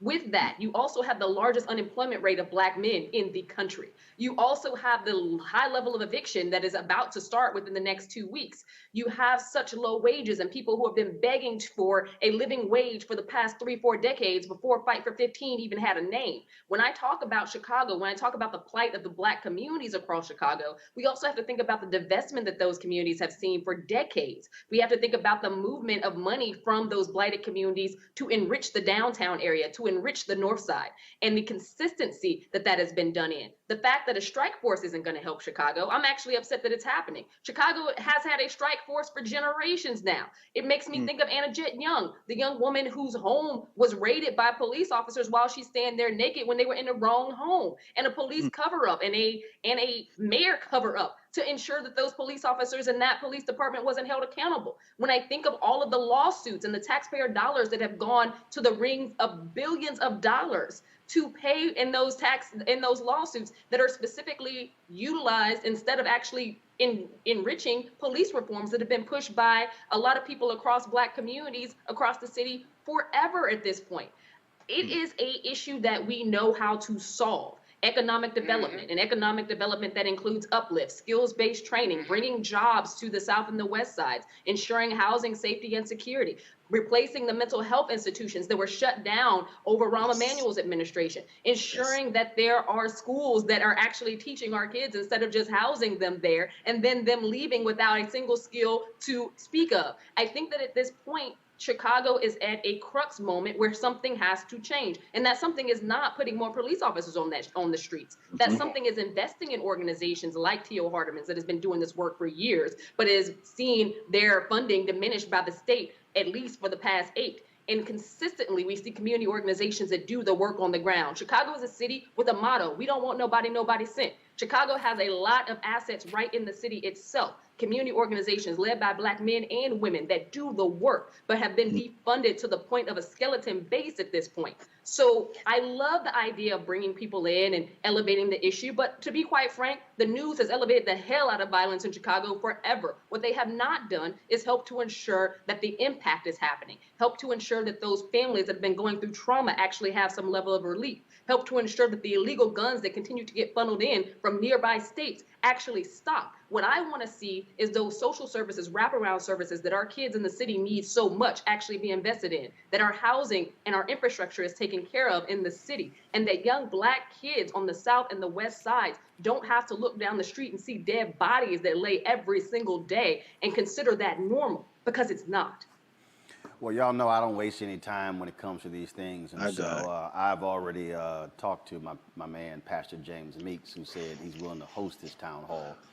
We were just texting. And so, T.O., you'll be hearing from me right after the show. So, yeah, I told y'all. Let's not waste no time. I told y'all we don't. I'm ready for I told y'all we don't play here at Roland Martin Unfiltered. Let's go to our next story, folks. We're talking about the issue of environmental justice. A bill is going to be reintroduced that deals with climate justice for communities of color. The Environmental Justice for All Act highlights the disparities underserved communities face regarding health and other issues impacted by climate equity. The bill funds a study tracking harmful products marketed to women and girls of color. It also establishes a federal energy transition economic development assistance fund to support communities and workers transitioning from fossil fuel dependent industries. Joining us right now is Mustafa Santiago Ali, former senior advisor for environmental justice for the EPA. Mustafa, tell us about this bill. Is it a good one? It's moving in the right direction because it's beginning to address many of the impacts that continue to happen inside of our communities. We know we got 100,000 people are dying prematurely from air pollution, 60 million people drinking unsafe water over the last decade. And of course, we know what's going on with the climate crisis. So it begins to unpack some of that. And it also begins to give the opportunity for folks to be more engaged with the climate economy and make sure that Black and brown folks actually have a fair shot at these sets of resources that are going to be a part of it. But there's still a lot of work that needs to happen because you got to build real accountability into the process, and you got to move from what's just going to happen on the federal level to how you're going to have that accountability on the state and county level, especially when you got a number, about at least half the country that does not necessarily respect what's happening around environmental justice and the impacts that continue to happen in Black and brown and indigenous communities. So what do you need Black folks to do on this issue? Well, one, we need to get educated on it. We need to make sure we're raising our voices. The White House has something called the WEJAC, the White House Environmental Justice Advisory Council. So it gives a voice to communities to engage with those frontline organizers and experts to make sure that they're placing continued pressure on the administration. The other part is to make sure that you're reaching out to the federal officials there on Capitol Hill and letting them know the parts that you support and the parts that you feel need to be expanded to make sure that the resources and actions are actually helpful in our communities. And so when it comes to this particular bill, as we're moving forward down the path, these other priorities out there, do you think this is going to be a priority for the White House and for Democrats on the House and the Senate? I think it will be a priority for them. A lot of the resources are actually tied to, the things that you all were talking about earlier. These infrastructure bills are a big driver for the resources that are going to be necessary for the implementation of these both actions and programs. So we just got to understand that, and I appreciated the conversation earlier because it all comes back down to our vote, which is the foundation for everything. So we've got to equally be pushing for, for the People Act and pushing to make sure that these respective sets of climate and environmental justice acts are also being, uplifted. All right then. Mustafa, we appreciate it, man. Thanks a lot. All right, folks, let's go to Tennessee, where the bust of former slave trader and KKK Grand Wizard will officially remove from the state capitol. The Tennessee State Building Commission voted 5-2 to remove the bust of Nathan Bedford Forrest with a rare vote in favor from Governor Bill Lee. Now, Governor Lee previously avoided dealing with requests to relocate the bust. But in 2020, he asked the Capitol Commission to seek a waiver for relocation. The commission agreed to move Forrest's bust if U.S. Admirals David Farragut and Albert Gleaver's bust went with it to the State Museum to create a Hall of Heroes exhibit. A Hall of Heroes. Black lawmakers have fought for years to have the bust relocated. What we're seeing is even these white Confederate loving states, Amisha, are under that pressure, realizing you can't keep these symbols of white supremacy up and think people are going to be happy. They have had them up and been able to worship them for decades now. It's about time they come down. I think that at this point, what is being seen, and I think one of the vestiges of a lot of the policing reform movements that we saw in the wake of the George Floyd protests, was to help to get rid of some of these symbols of hatred. Anyone who knows anything about American history knows the history of Nathan Bedford Forrest. As someone who went to college in Nashville, Tennessee, his image was emerged everywhere. And at the end of the day, this is a guy who was a stone cold racist. This is a guy who was one of the grand wizards of the KKK. This is a guy who spent his life and time stealing, pilfering from people, owning slaves, and acting a damn fool on a regular basis when it came to race and admonishing Black people as even being anything that would be considered human. And I think that it is high time for these things to be removed. And for anybody who's sitting around crying about it, you can go home and basically create one yourself, put them up in your backyard, whatever. But it doesn't need to be anywhere in the public view for the rest of us. And of course, Greg, you did have two bigots who still said keep it. Oh, yeah. And I support them wholeheartedly. I do. I'm born and raised in Nashville, Tennessee. And as Amisha said, she lived in Nashville. I support those white nationalists because, again, I have no investment. People talking about, we got to get rid of these Confederate battle flags. Y'all better go look at damn near every flag of every state flag in the South, with the exception of South Carolina, is a variation of the Confederate battle flag, including Tennessee, which is red, white, and blue with the 3 stars in the middle of it. Nathaniel Bedford Forrest, 1866, started the Klan in Pulaski, Tennessee. And for many years, I mean, you remember this, the Middle Tennessee State University's mascot was the Blue Raiders. The Blue Raiders is the name of one of his Confederate outfits. And when they used to play Tennessee State, we would wait for those ball players to come in, and we go to the game and tell the black ball players in Middle Tennessee State, do y'all know what a Blue Raider is? Y'all playing up under the Klan. So, but let's understand, that bust hasn't been there for 100 years. You're right, Amisha, it's been there decades. They got that bust in 1973. It was finished and installed in 78. That's in our lifetimes. Mm-hmm. And they're not going to destroy it. They're going to keep it. Listen, I wish I was in the land of cotton. Old times there are not forgotten. Those lyrics mean, I don't give a damn where you put it. You ain't never going to take it out of here. It's in their hearts. So let's get it on. Y'all vote, y'all vote. Raji? Look, let me just tell you, I think that the conversation around keeping these busts or taking them down is a moot point. I think that we need to keep them up because we need to show America that you, just because you remove a statue, does that mean that you erase history? We Yes. got to let people know that this is a part of this country's history. And so, look, keep them up there. Let the folks see it. Let us show how America loves to admire and love to honor racists, because we can use that as teachable moments for Black and Brown and Native American children to show that this country never appreciated who you are. If we remove it, and if we remove the bust, and then next thing you know, we start to erase it from the history, then guess what's going to happen? I mean, Dr. Carr, you know it like I know it, that our children are going to suffer from having a very distorted view of the history of the place they come from, and most importantly, they're going to have a distorted view of themselves, because that part of their history was not included in the big conversation. So why are we moving around saying, oh, we need to get rid of it? No, because you need to know this. When I was a child in school in Baltimore City in Maryland, look, we had to learn all of it. We had to watch those Eyes on the Prize videos. We had to learn about all of that other stuff that they put into our head. But then when I became older and I started to learn more, started to read more, then I started to understand, okay, the knowledge that I gain it gives me a full view of what I'm dealing with. Again, going back to my first statement, let's not create America and create a situation where we want it to not based on reality. We got to give our children and our people need to see reality. They don't need to see a whitewashed history. They get that regardless. The reason I want them all taken down, I want to piss off as many people as possible. I want to piss them off. I want them mad. I want them upset. I want to see their reactions when they dragging these trifling ass statues down the street and out. I want to see they tears. I want to see they crying. I want to see all of that. That's right. I gained what Paul Mooney said.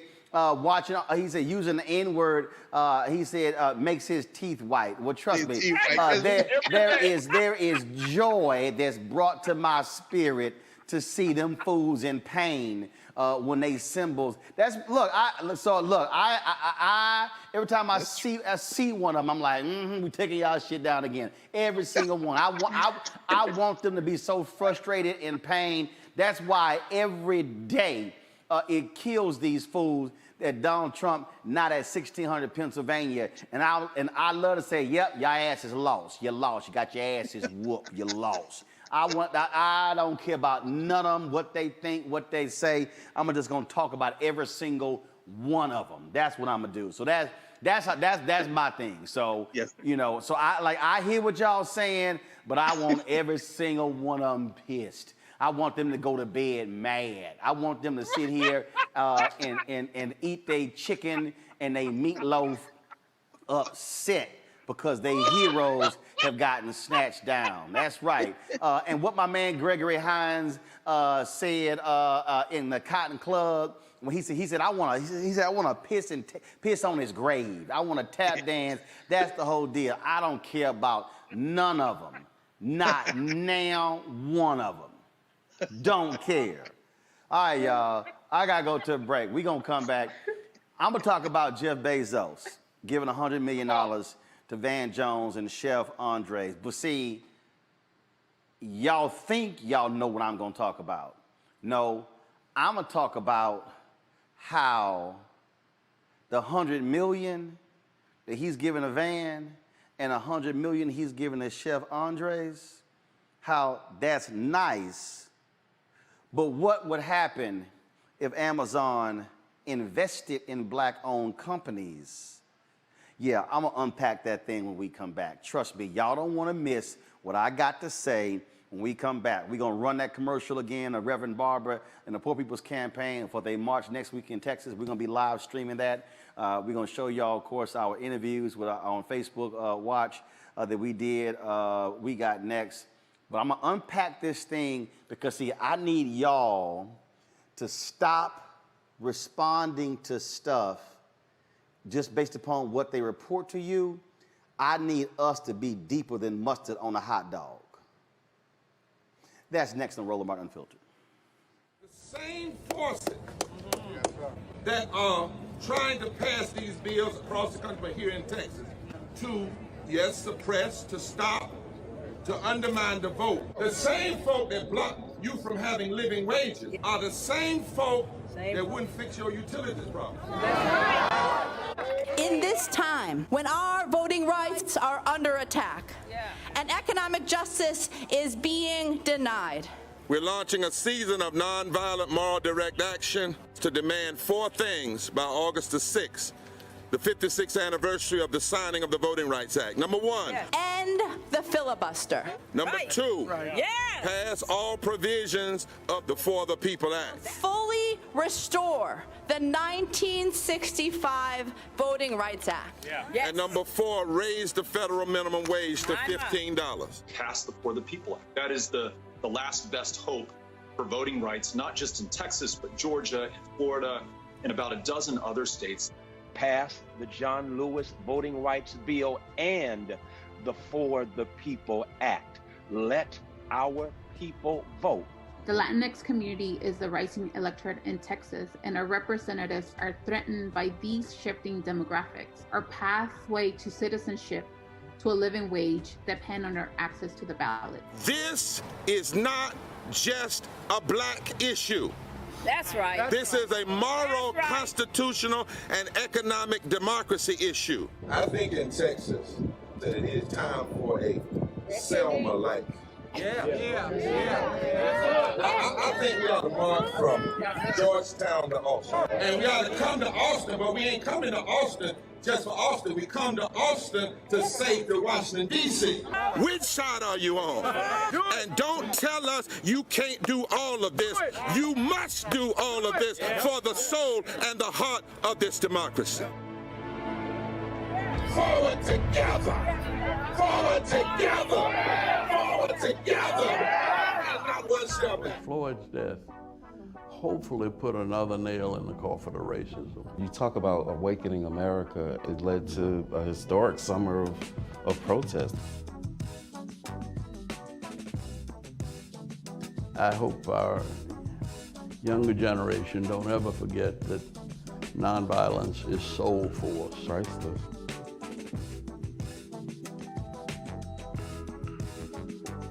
Hi, I'm Vivian Green. Hey everybody, this is your man Fred Hammond, and you're watching Roland Martin, my man, Unfiltered.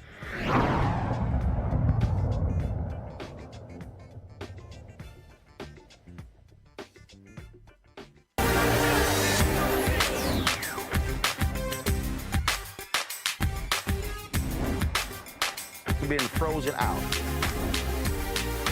Facing an extinction level event.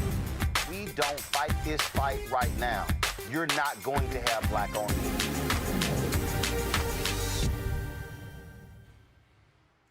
Two days ago, after completing their space flight, Jeff Bezos and others held a news conference where he made a shocking and surprising announcement that even the recipients had no idea that he was going to make. Listen to this. And buy artichoke extract pills. There's something you need to know. Artichokes are potent. I got double audio playing, so let me figure out what's going on here. I know exactly. Let me see what's going on here. Let me work this out. I think I figured out what the problem is. All right, here we go. Let me go back to it. Click. There we go. All right, then. Let me bring this back some. All right, go. Leaders who aim high and who pursue solutions with courage and who always do so with civility. Still having some double audio issues, and so, but I want to play this, y'all, because it's important to play it. So let me close every other window, and let's see, make sure that we are all good. All right, let's see. Try a third time. We question their character or their motives. And guess what? After you do that, it's pretty damn hard to work with that person. And really what we should always be doing is questioning ideas, not the person. Ad hominem attacks have been around a long time, but they don't work, and they've been amplified by social media. We need unifiers and not vilifiers. We want people who argue hard and act hard for what they truly believe, but they do that always with civility and never ad hominem attacks. And unfortunately, we live in a world where this is too often not the case. But we do have role models. And this award, do you have another slide here? Go ahead. It's first, I didn't tell you what the award was yet. I thought there was a slide for that. Here's what the award is. You see who the first recipient is, but let me tell you what the award is. The Courage and Civility Award is a $100 million award so that the awardee, the recipient, can give $100 million to the charities, the nonprofits of their choice.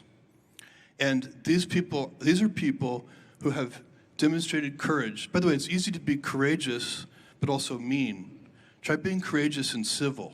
Try being courageous and a unifier. That's harder and way better and makes the world better.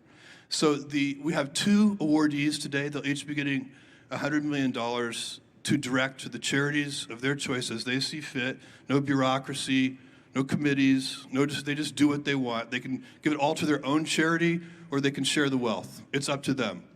And the first Courage and Civility Award goes to Van Jones. Van, come on up.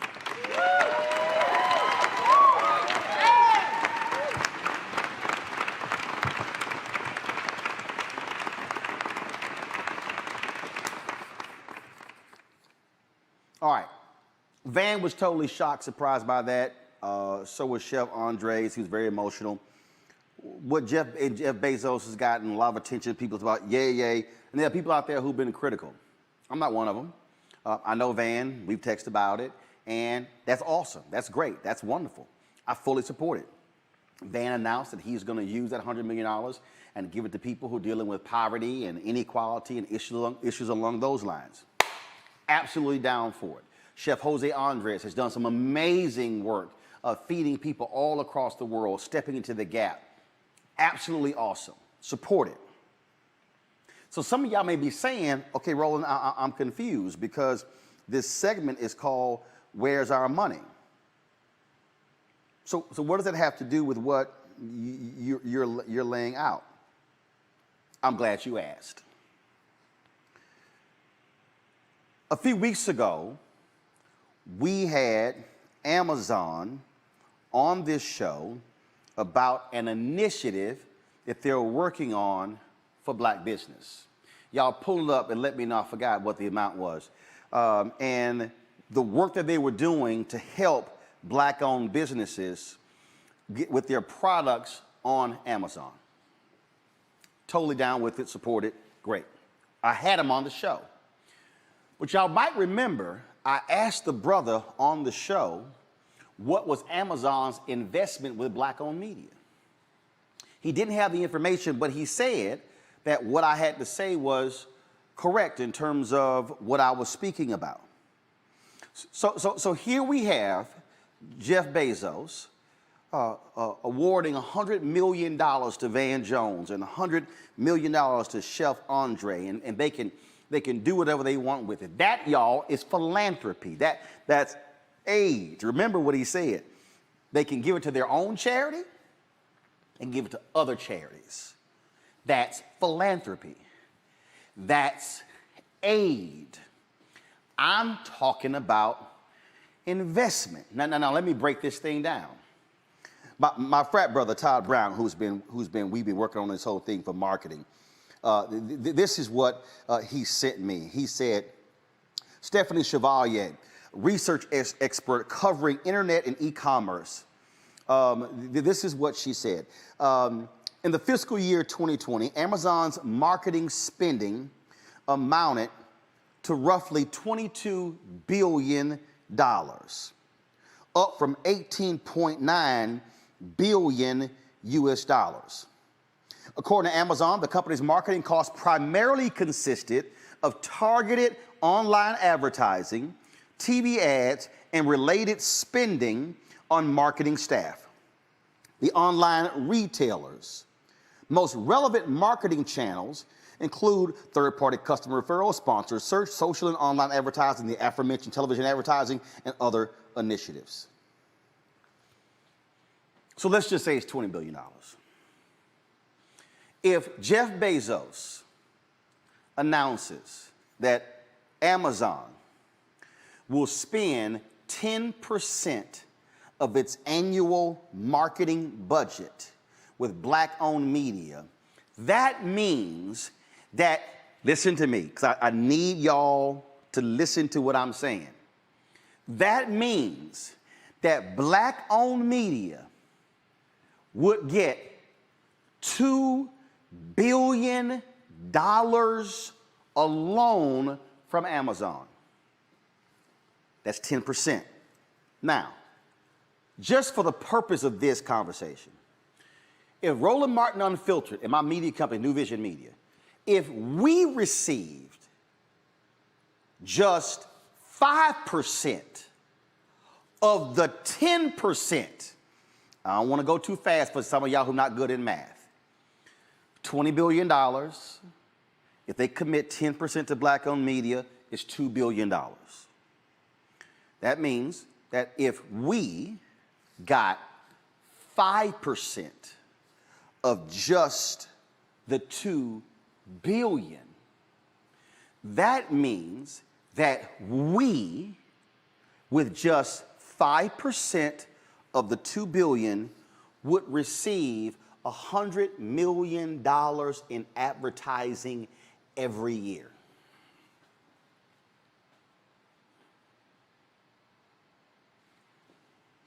How much did he give to Van Jones and Chef Jose? $100 million each. One time, charitable donation, $100 million. $100 million could come to us every year. That means in 5 years, we would have gotten $500 million in advertising alone. Okay, so allow me to see, this is why I need y'all to start seeing stuff differently and stop getting excited when companies make announcements that are charitable announcements. Black America is not going to be changed by philanthropy. Listen to me again. Black America is not going to be changed by philanthropy. I was running the numbers earlier, and I was speaking about this, and I was trying to help some people who did not quite understand what I was saying, as I was trying to get them to come to the realization of what we're talking about here and how these things matter. Because I think what happens is, again, we sometimes get so fixated and caught up in just the same old. Let's say we got the $100 million. Let's just say that we created a starting salary of $100,000, okay? That means that if we decided to hire 400 people, listen to me clearly. If we decided to hire 400 people, 400 black journalists, take it 500. Right now we got 15 people.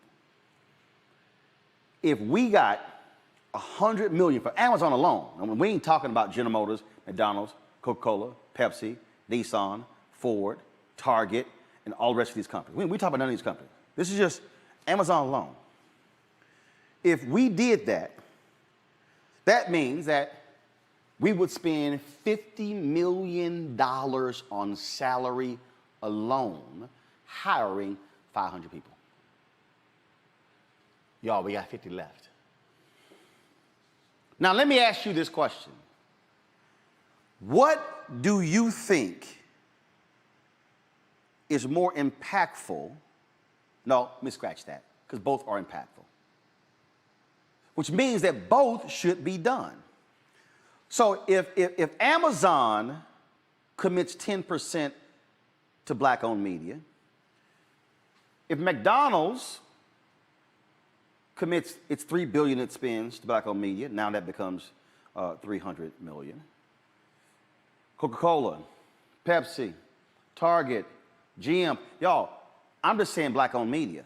I'm not saying, you can talk about black event companies, black limousine companies, black transportation companies, black food companies. See, what we've done is we have allowed people to play us small.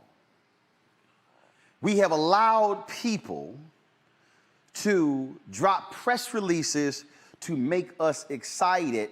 And remember I had the conversation with Mark Morial last week talking about State of Black America report and how the challenge to Pepsi should be, I appreciate what the Pepsi was doing, the $10 million over 5 years, the National Urban League to help black-owned restaurants, the $100 million they want to drive to black restaurants over 5 years. But here's the whole deal. If Pepsi submitted, did the exact same thing, Pepsi would drop $750 million on black-owned media in 5 years, which completely blows away what they're trying to drive to black-owned restaurants. Y'all, stop getting excited solely when people make philanthropic announcements. The big money, the real money, is what they're already spending every year. So what we should be doing is making a different demand. We should be saying, who are you doing business with? How are you spending the resources? I order a hell of a whole bunch of stuff from Amazon. We've never gotten any Amazon dollars in return. Think about that. See, y'all stay right there.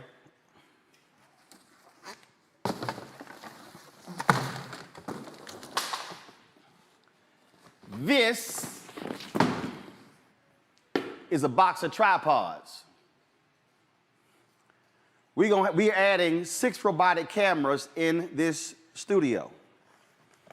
We had to buy more tripods.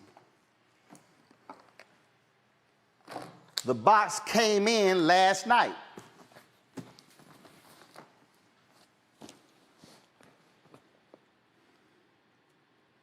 From Amazon.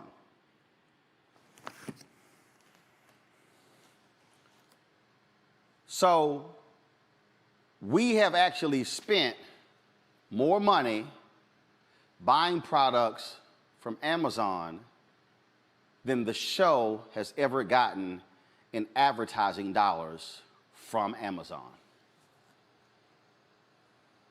Now I want you to ask yourself, how much money does Black America spend every year on stuff, and what do Black businesses get in return from the very same companies that Black people are actually supporting? This, folks, is why we must think differently. This, Amisha, is why our view must change and our demands must change, and Black organizations like the National Urban League, like the NAACP, like Reverend Al Sharpton's National Action Network, like every single Black organization, must establish a race equity index and say, if y'all want to come in and be on our boards and participate in our conventions, and if y'all want to give us money, then you must do something different in return than just provide aid. I agree with you. At the end of the day, we know that there are so many philanthropic donations. Like you talked about earlier, there's money that is given basically that ends up being kind of a charity of sorts. And there's nothing wrong with supporting different causes and ensuring that money goes towards them. But like you said, I don't think the connection is often made in our community once there are so many hand claps and everything given after these donations do happen, that those things in and of themselves will never create vital economic and long-term uplift for these communities that are in peril at all. What we need to do is make sure that there is a larger slice of the economic pie, whether that is within ad sales or whether that is in, circulating money back into our communities. That's not done outside of a business model mindset. Business models are not created by philanthropy, and they never have been. So I do think that it's important that these things be elevated, because it's a whole lot easier for an organization, a large multi-billion-dollar corporation, to give philanthropic dollars, because they know that once they do that, they're going to not have the people on their back, so to speak, for a while, because they're going to be celebrating that philanthropy, more so than it is for them to actually build a long-term legacy and help to rebuild communities. That requires a business model style of investment that is very different, and one that actually is long-standing. So yes, I think that you're absolutely correct when you talk about the supporting of Black businesses, the helping to revitalize the communities, but also for Black media specifically in terms of driving up those ad sales, because the money is often given, it is just given to non-Black entities. So ensuring that those numbers are actually seen, that they're recognized, that that large share of Amazon that is actually bought from African Americans specifically, because a lot of us get their packages on our doorsteps on a regular basis. We keep the wheels on that thing going. Make sure that we're getting something back from it too. See, Faraji, I'm not hating. Yeah. I'm not hating. I'm stating. What I'm trying to get people to understand is, I am not hating on Jeff Bezos, on Van Jones, on Chef Andre. I applaud that. I was not hating on the National Urban League and the partnership with Pepsi. All I'm saying is, while people are providing aid, there should be a conversation about investment. And even if we take it, even if it's 5%, if we said if they did not take 5%, that still would mean annually $1 billion flowing to Black-owned media as a result. That's the conversation we need to be having. I think we as Black people, we are having a too small of a conversation. Oh, no doubt, no doubt. And as long as I've known you, Brother Roland, you have been pushing this issue. I mean, you've been pushing this issue. And I think, why not? Why not push the conversation about having these big companies? I mean, Amazon is a Goliath in the retail space, a Goliath. I mean, we're not just talking about Amazon in terms of buying things. You're talking about Audible. You're talking about all of the different branches of services and products that they offer. So when we have this conversation, I mean, you're talking about a very small amount of money being put into Black media. Now, that is a conversation that we really should have. And this is not about hate. This is about, look, we support this company in more ways than it. I'm going back with folks right now on Facebook. And one of our Facebook watchers, Brother Roland, said that, Amazon is not Black-owned. But Black folks are one of the top consumers. We consume, we order, we buy. You just brought out the tripod. We should have a stake in this in the pot, especially when it comes to these big companies. We're talking about Pepsi. We're talking about Amazon. Hell, we can talk about healthcare. We can talk about car insurance for all I care. We can have the damn general walking up on the stage with you. But the point is that we can definitely have a conversation, and we need to have a conversation. Black media, especially now, has to be supported. And I'm not saying that we're just telling these folks to buy us so that way we can sell out. No. You owe us. You owe us. Because Black folks in this country are the most loyal consumers of any media. You owe us. That's all it is. That's it. And the thing I'm trying to get us to walk through, Greg Carr. And again, this is the challenge that I offer to a Jeff Bezos or any one of these corporate leaders. Don't just stop there. Say you're going to go to your other partners in major companies and say, guess what? Match it. Matches. Go to Facebook. Go to Apple. Jeff Bezos should go to Tim Cook at Apple and say, matches. Because see, here's the whole deal. See, y'all think I'm playing. No, go to Wide Shot. MacBook. Come on. iPad. Come on. iPad. iPad. iPhone. iPhone. Mac Mini in there. 2 Mac Minis at home. I'm about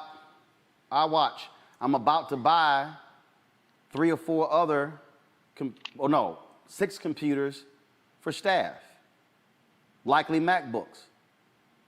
How much money has Apple spent on advertising on this black-owned media platform? 0.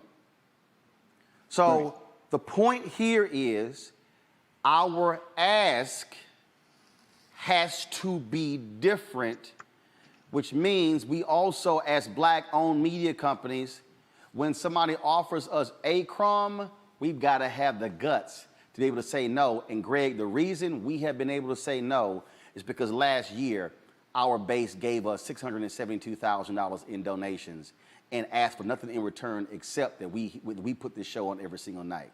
This year alone, our base has contributed $400,000 to the show, which makes this whole thing possible. That is how we are able to do this. So we have to, our organizational strength has to be willing to challenge corporations to say, don't just post a black photo or black square on your Instagram page supporting Black Lives Matter after George Floyd. No. How are you investing in our businesses? Final comment for you, Greg. That's right, Roland. And everybody, Roland, what you just said, that last sentence, I think that's the first sentence. Black self-help has been the logic and the effort that has made our survival. $400,000 is a lot of money. And at the same time, it's no money for everybody who watches this. Everybody watching this needs to put some money in. Why? See, there are no morals in capitalism. I wouldn't be surprised if Jeff Bezos gave that money because he was challenged by the fact that he was embarrassed because his ex-wife been giving out much more than that. And so that's the challenge. See, Jeff Bezos, who came back, who struck his cowboy pose after riding his crotch rocket to the outer limits of the atmosphere, and then came down and tried to do what every white investor in trying to control dissent has done since Andrew Carnegie and Randolph and them railroad boys put money in Booker T. Washington's account, which is control the message. Notice he started with, we can have any conversation we want, but we just have to watch the tone. So you go out and find a cat who's all over the damn ideological map like Van Jones, and a dude dishing out food who's done some important work, and then this is like wrestling. Who believes that they gonna take that money and do whatever the hell they want with it as if they didn't know right there? Come on now, come on, let's be serious for a minute. Jeff Bezos, who got employees who he thanked, by the way, for paying for his ride on his crotch rocket. He thanked his employees who are pissing in bottles, who are around here risking their lives trying to get things to our doors before the damn clock out thing comes, who are not getting paid a living wage. He thanked his employees. Do you know in the first quarter of this year that Amazon's profits from ad revenue, to the point you're making, Roland, went up 76.8% to $6.9 billion. I'm talking about January, February, March this year. And that their profits during the time we were all shut in exploded. Mackenzie Scott has made more money than she has given away just off of the value of the stock. Jeff Bezos, with that little $5 he gave out after coming back from his crotch rocket with his cowboy pose, talking about tone and tenor, what Jeff Bezos was doing is trying to control the message. It's the same reason he bought the Washington Post in 2013 for $250 million.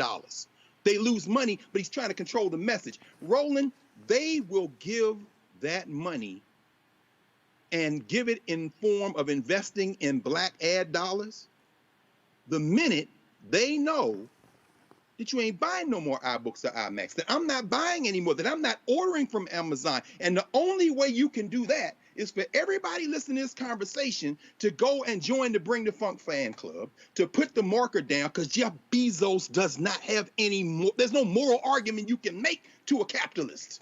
It's carrots and sticks. But what the key is here that I need everybody to understand is I am going to make the ask of every single one of these companies, because if they want our business, we must be demanding an ROI, a return on investment. And what I need other Black-owned media people to do is stop playing yourselves small by accepting a crumb that is offered. And so therefore, what did I tell General Motors directly? What did I tell McDonald's directly? I, Roland Martin, am not going to praise you for a press release that you sent out. I will withhold my praise until I see you do the work. And if you hit your goals and you hit your numbers and direct deposits start showing up in the bank accounts of Black businesses, then I will praise you. This is where I want Jeff Bezos' Amazon to lead. This is where I want Doug McMillon and Walmart, folks who I spoke to last year for MLK Day. I want them to lead. This is where I want leaders to lead. Mark Zuckerberg, lead. Tim Cook at Apple, lead. Jack Dorsey at Twitter and Square. You also own Cash App. You own Square. This is where you lead. Folks, we must be willing to make the demand. Otherwise, we will keep getting played. Amisha, Faraji, and Greg, we appreciate it. Thanks a lot, folks. If y'all want to support what we do here, Roland Martin Unfiltered, please join our Bring the Funk fan club. Every dollar you give makes all this stuff possible, allows us to be able to travel around the country, to cover the news, to do this town hall we're going to plan in Chicago, to go to Texas next week, and we will certainly appreciate every dollar you give. We are asking 20,000 of our fans to give on average $50 a year. That's $4.19 a month, 13 cents a day. All you got to do is go to Cash App. If you want to give more, that's great. You can only give less. That's fine as well. Cash App, $RM Unfiltered, PayPal.me/R Martin Unfiltered, Venmo.com/RM Unfiltered, Zelle is Roland@RolandSMartin.com, Roland@RolandMartinUnfiltered.com. Look, there's more than 3,000 y'all watching on YouTube. It's probably about half of that watching on Facebook. Folks, again, we can't do this without you. We don't have billionaires and millionaires supporting us. We have not closed major advertising deals that are multi-year deals with a lot of these advertisers. And so, the things that we're doing, and trust me, I'm going to drop an announcement for y'all on September 3rd that's going to blow you away. But your support is crucial to making all happen. So again, Cash App, $RM Unfiltered, PayPal.me/R Martin Unfiltered, Venmo.com/RM Unfiltered, Zelle is Roland@RolandSMartin.com, Roland@RolandMartinUnfiltered.com. Folks, I'll see you tomorrow right here on Roland Martin Unfiltered. Holla!